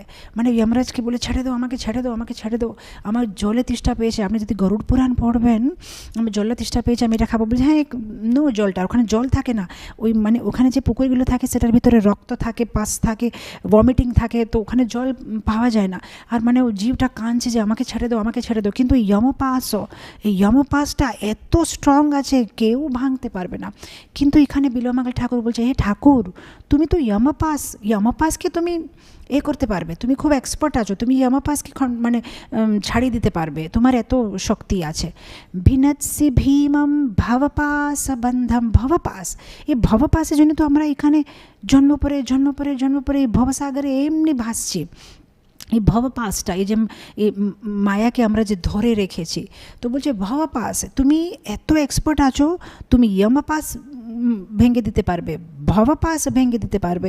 এটা না ছিনৎসি সর্বস্য সমস্ত বন্ধন, তোমার এত শক্তি আছে। তুমি ভগবান কি বলছে, মায়া হচ্ছে ভগবানের শক্তি। তো ভগবানকে যখন পর্যন্ত আমরা সারেন্ডার করবো না, আমরা মায়াকে থেকে ভাবো না, মায়া মম মায়া দূরত্বয়া বলে ভগবানই বলছে যে আমার মায়াটা খুব পাওয়ারফুল আছে, তুমি আমার মায়াকে করতে পারবে না, কিন্তু তুমি যদি আমার শরণাগতি নেবে তাহলে তুমি মায়া থেকে ছুটি পাবে। তো বলছে যমপাস ভবপাস সমস্ত বন্ধন, আপনি এত এক্সপার্ট আছেন, আপনি প্রতিবন্ধনটা ছাড়তে পারবেন ঠাকুর।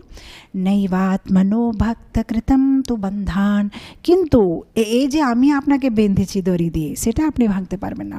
এই যে আমাদের একটা যে রিলেশনশিপ আছে, আমি যে আপনাকে ভালোবাসি, এই যে আপনার লাভিং ডিভোটিস, এই যে আপনাকে যে ভালোবাসে ভক্তরা, তারা যে দড়ি দিয়ে আপনাকে বেঁধেছে, হতে পারে আপনি যমপাস বার করতে পারবেন, কিন্তু এই আপনি ভাঙতে পারবেন না বলে মানে ভগবানকে মানে করে বলছেও। তো এই গানটা মানে যখন ভগবান ওনার হাত ছড়ে চলে যাচ্ছে, তখন মানে অনেক কিছু ভগবানকে বলে, এটাকে অনেক সময় এটা তো মানে খুব সিম্পল আছে, কিন্তু অনেক সময় ভক্তদের গান রচনায় বিভিন্ন রকমের থাকে। একটাতে ভগবানকে শুধু গুণগান, কিছু ভক্তরা আছে তারা ভগবানের নিন্দাস্তুতি করে। নিন্দাস্তুতি মানে ভগবানকে উল্টা বলে ভগবানকে ডাঁটবে, কিন্তু ভালোবাসছে, কিন্তু এত ভগবানের উপরে ওদের হক আছে যে ওরা ভগবানকে যে কিছু বলতে পারবে না। আমার মনে পড়ছে এখানে দক্ষিণ ভারতে একটা মন্দির আছে ভদ্রাচলম, আর ওখানে ভগবান রামের মন্দির আছে, আর ওখানে একটা ভক্ত আছে রামদাস। তো ও ছিল একটা কোনো গভর্নমেন্ট অফিসার, আর ওকে ভগবানের উপরে এত ভালোবাসা ছিল যে করের পয়সা থাকে, যেটা মানে গভর্নমেন্ট যে ট্যাক্স নেয় লোকের কাছে, তো মানে ওর দরকার আছে যে ট্যাক্সটা নিয়ে রাজাকে দেওয়ার, কিন্তু ভগবানের উপরে এত ভালোবাসা যে ট্যাক্সের পয়সাটা রাজাকে না দিয়ে ও ট্যাক্সের পয়সা দিয়ে মন্দির বানিয়ে দিয়েছে। তো যখন মন্দির বানিয়ে দিয়েছে, ভগবানের পুরো গ্র্যান্ড মন্দির ইনগ্রেশন করে নিয়েছে, ভগবানের জন্য ভালো কাপড়, সীতারাম লক্ষ্মণ হনুমানের জন্য ভালো কী বলে আভরণগুলো সব অলঙ্কার করে খুব সুন্দরভাবে। আর তখন কী হয়েছে, রাজার লোকেরা ওকে এসে অ্যারেস্ট করে নিয়ে চলে গেছে। বলছে আচ্ছা, লোকের পয়সা দিয়ে তুমি মন্দির বানাবে, এটা তো রাজাকে দেওয়ার, রাজার করের পয়সা তুমি রাজাকে না জিজ্ঞেস করে ব্যবহার করবে বলে ওকে ধরে নিয়েছে। ধরার পরে ওকে এখনও জায়গাটা আছে যেখানে ওকে বন্ধন করে রাখা ছিল, গোলকুন্ডা ফোর্টে হায়দ্রাবাদে আছে। ওই গোলকুন্ডা ফোর্টে ওকে ভিতরে ধরে ওকে মানে পুরো এই সাকল দিয়ে পুরো বেঁধে ওকে খাবার না দিয়ে ওকে কোড়া দিয়ে মেরে মেরে যে তুমি ভগবানের মন্দির বানাবে। তো তখন এত সুন্দর, মানে এখন আমি তেলুগুতে গান করলে আপনারা বুঝতে পারবেন না, কিন্তু এত সুন্দর তেলুগুতে মানে স্তুতি আছে যে ও কীভাবে ভগবানকে ডাঁটছে। বলছে আরে ভগবান, তোমার জন্য আমি এত সুন্দর মন্দির বানালাম আর তুমি আমাকে কী দিলে শেষে? কোড়া খাওয়াচ্ছ, আমাকে এরা মারছে আর তুমি মানে বসে বসে হাসছো। আচ্ছা, হতে পারে তুমি ভুলে গেছো তোমার যে গলাতে যে তোমার হার আছে না, হীরার হার, যেটা তুমি পরে বসে আছো, তোমার শ্বশুরবাড়ি থেকে আসে না, কিন্তু আমি কিনে দিয়েছি। আর সীতামাতাকে যে মানে হাতে করে যে উনি পরে আছে না, সেটা কি কৌশল্যা মা বানায় না, আমার পয়সাতে হয়েছে। তুমি হতে পারে ভুলে গেছো, কিন্তু তুমি যে কাপড় পরে বসে আছো, যেগুলো তোমার কানে কুণ্ডাল আছে না, এসব আমার পয়সাতে হয়েছে। মানে ও তো ভক্ত, কিন্তু ভগবানকে ভালোবাসা দিয়ে রেগে বলছে যে এটা কি তুমি ভুলে যাচ্ছ, হতে পারে যে লক্ষ্মণের হাতে যেটা আছে সেগুলো সব আমার পয়সাতে কিনা হয়েছে, আর আমাকে শেষে তুমি কোড়া খাওয়াবে। তো এরকম করে মানে ভগবানকে সাথে মানে করছে। আর শেষে মানে ভগবান ওকে কীভাবে বাঁচায়, মানে এটা কোনো দিন একটা এই কাহিনিটা পুরো বলবো, মানে খুব ইন্টারেস্টিং আছে। আর কীভাবে শেষে ওকে ওর জেলে থেকে বার করা হয় আর কীভাবে ওকে ভগবানের দর্শন হয়, এটা খুব সুন্দর। তো এরকম ভগবানের ভক্তরা অনেক সময় নিন্দাস্তুতি করে। তো এখানে মানে ও মানে বলছে যে হ্যাঁ, তুমি হতে পারে বড় লোক, ইয়ামা পাস ভাঙতে পারো, ভাবা পাস ভাঙতে পারো, কিন্তু এই পাসটা তুমি ভাঙতে পারবে না বলে ভগবানকে বলছে। পরের শ্লোকে চলে যাব। মনা মনসে তমসরাসি ঘোরে কারাগ্রহে দুঃখময়ে নিবদ্ধা লাভাশ্বহে চোর হরে চিরায়া স্বচৌর্য দোষোচিতমেব দণ্ডম। তো বলছে দেখো কি কি চুরি করেছো, তোমার ভুলগুলো সব তোমাকে হাতে ধরিয়ে দিলাম, লিস্টটা বলে দিলাম। কার কার হৃদয় চুরি করেছো, কার কার কাপড় চুরি করেছো, কার মাখন চুরি করেছো, কার রঙ চুরি করেছো, কার পাপ চুরি করেছো, পুরো লিস্টটা ধরিয়ে দিলাম। এখন তোমাকে দণ্ড দিতে হবে। কিন্তু চুরি করার পরে কি, চুরি করার পরে দণ্ড দিয়ে পুলিশ কী করে দণ্ড দেয়, এখন তোমাকে আমি দণ্ড দেবো, সরি এখন তোমাকে আমার দণ্ডটা নিতে হবে। তো কী করবো দণ্ড? তো দণ্ড মানে তোমার দণ্ড হচ্ছে যে তোমাকে কারাগৃহে থাকতে হবে, তোমাকে এখন জেলে থাকতে হবে। যেহেতু তোমাকে আমি বলে দিলাম কি কি তোমার ভুল আছে, এখন তোমাকে জেলে ভর্তি করব। তো এখন কোন জেলে ভর্তি করব? জেল মানে জেল জায়গাটা কীরকম থাকে, নোংরা জায়গাটা, কালো, অন্ধকার, গন্ধ করে, এরকম একটা জায়গাকে জেল, মানে জেলটা এরকমই থাকে। তো আমার হৃদয়টা তো এরকমই আছে, কালো, যেখানে গন্ধ করে, কামবাসনার, নোংরা আছে, সেই কারাগারে এখন তোমাকে থাকতেই হবে। তোমাকে ভালো লাগুক না লাগুক, এখন তোমাকে, যেহেতু তুমি চুরি করেছো আর চোরকে দণ্ড দেবো, তো এখন তোমাকে আমি আমার এই যে হৃদয়ে কারাগারে বন্দি করে রেখে দেবো। তো এতে মানে সেটা বলে, এটা হচ্ছে তোমার পানিশমেন্ট। পরে শ্লোকে চলে যাব। কারাগ্রহে বস সদা হৃদয় মধ্যে মদ্ভক্তি পাশ দৃঢ় বন্ধন নিশ্চলং সান ত্বং কৃষ্ণ হে প্রলয় কোটি সতন্তরেপি সর্বস্ব চোর হৃদয় নহি মোচয়ামি।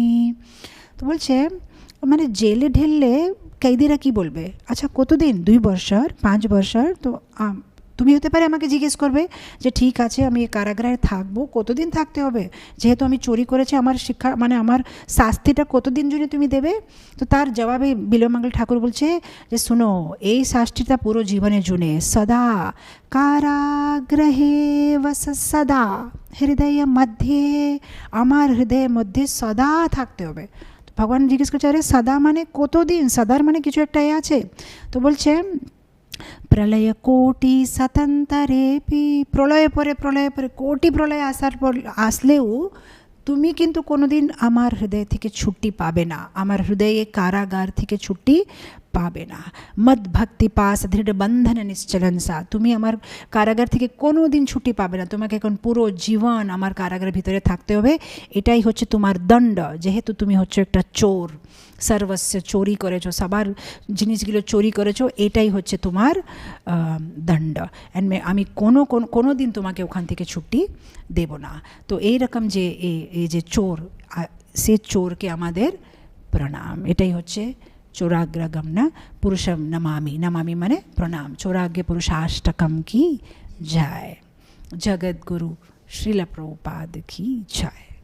সো আমরা যে এখন শুনলাম, এখন আমরা পুরুষোত্তম মাসে যখন এটা প্রতিদিন গান করব, এখন আমরা এক এক লাইনের মিনিং বুঝলে আরও ভাব দিয়ে আমরা গান করতে পারবো। এখানেই শেষ করব, অনেক দেরি হয়ে গেছে।